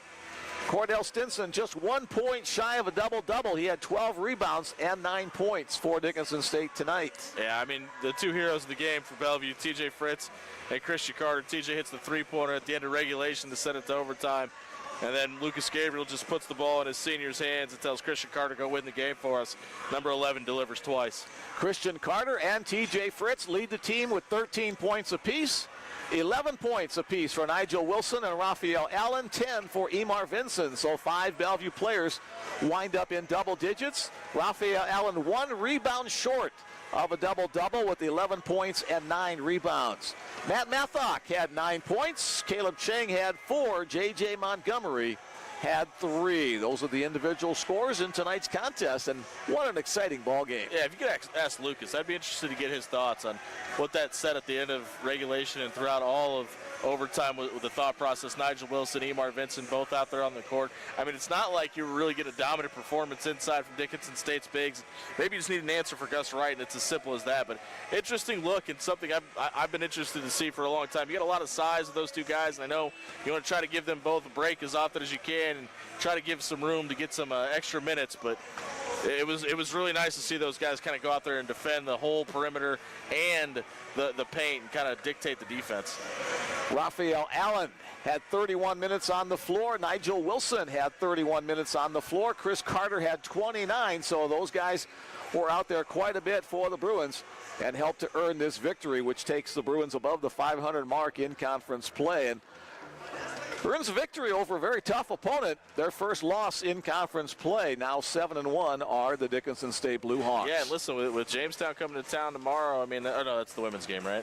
Both. Yeah, sorry. Yeah, with Jamestown coming to town tomorrow, I mean, that really opens up this conference and gives Bellevue another shot to go on a run. This is what they did a year ago. I mean, everybody kind of left them for dead after the 2-9 start a season ago. They got healthy, went on an absolute tear through conference play. Like I said, they went 8-4 in conference play a year ago. That's well within the realm of happening this season as well. All right, we've got head coach Lucas Gabriel and Christian Carter look like the 2 guys we're going to visit with here tonight on a post-game wrap-up. So Jimmy's going to vacate the seat, and we'll hear from these 2 guys as well. What a boring game.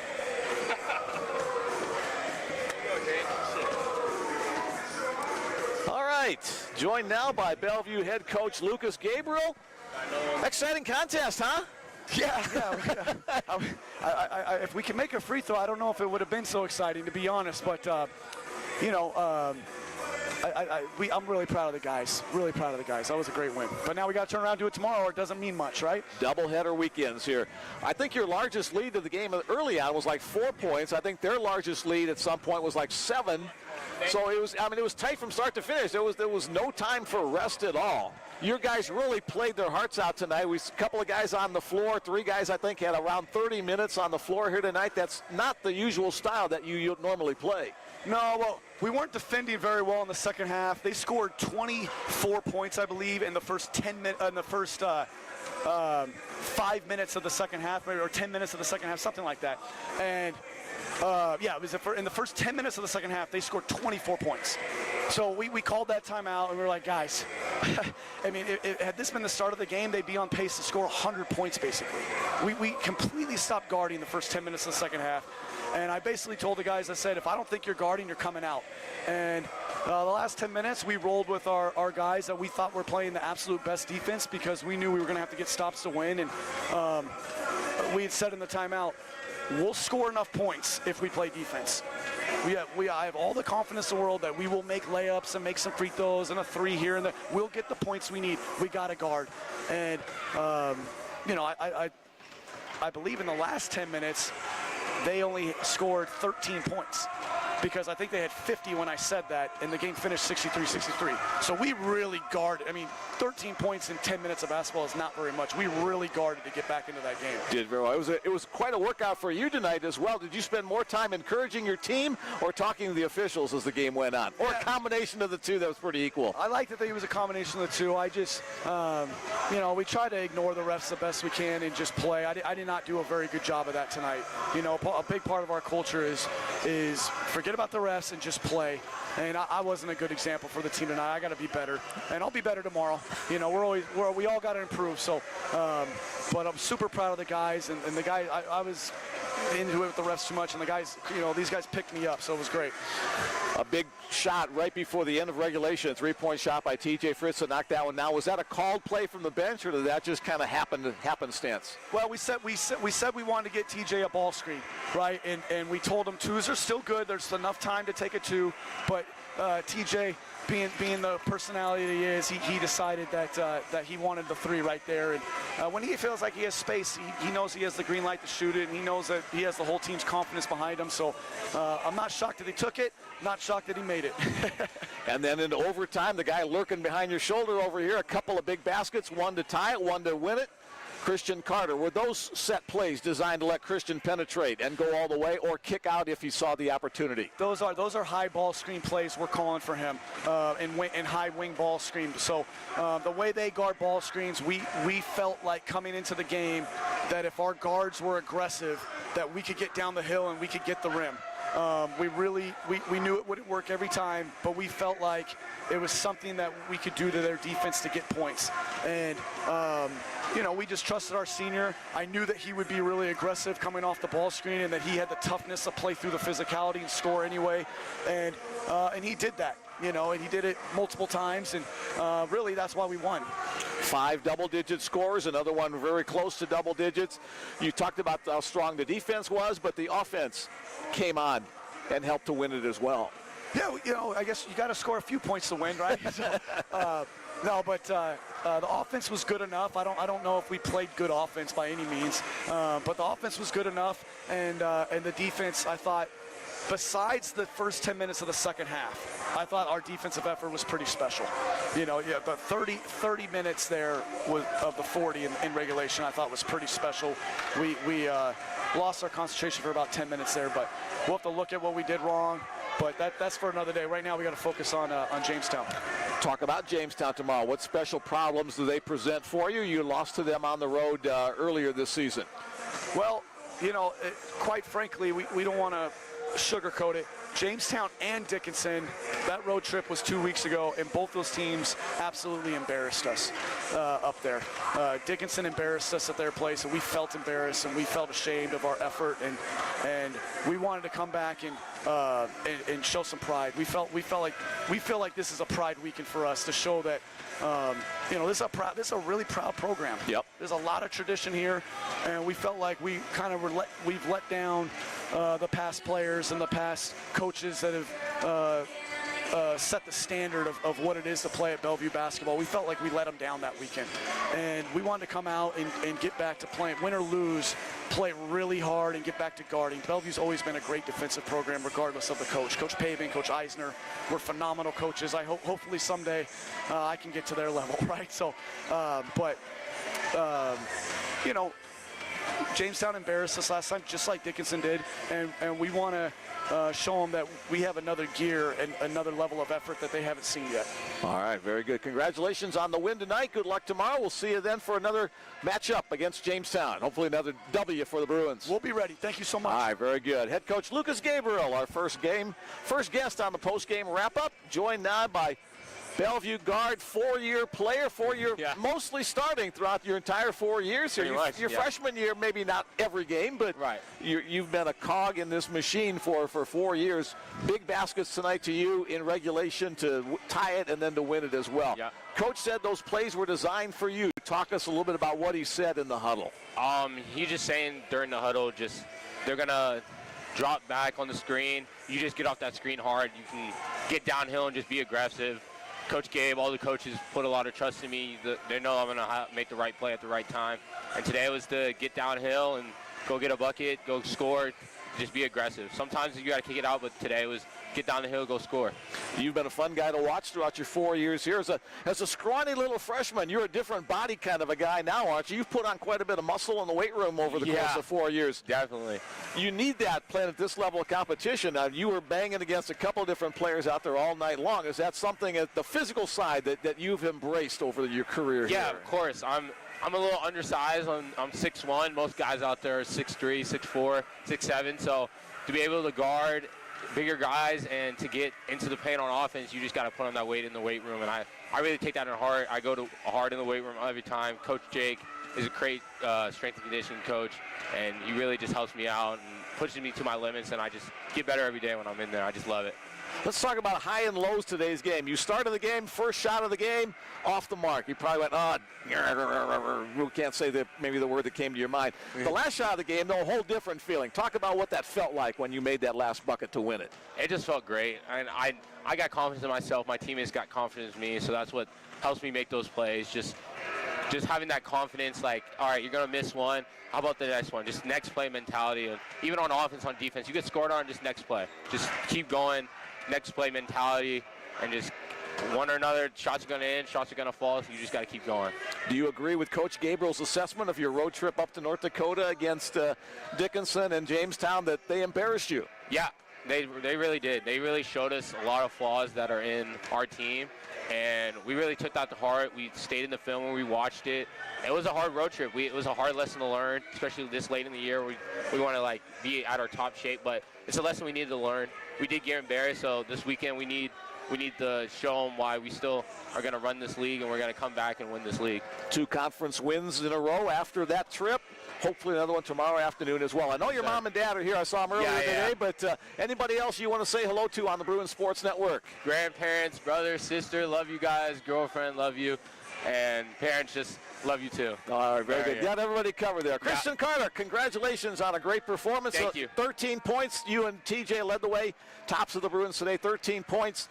5 rebounds, 2 assists, so another great night. Keep up the good work. Thank you, Mick. You're welcome. Christian Carter joining us on our post-game wrap-up as the Bruins come away with the victory, 74-72 in overtime. Thanks again to Chloe working behind the scenes.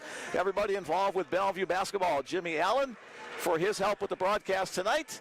And that'll do it until tomorrow afternoon. 3 o'clock tip-off for the women's game, 5 o'clock tip-off for the men's game against Jamestown University out of Jamestown, North Dakota. Mick Krupski signing off for now.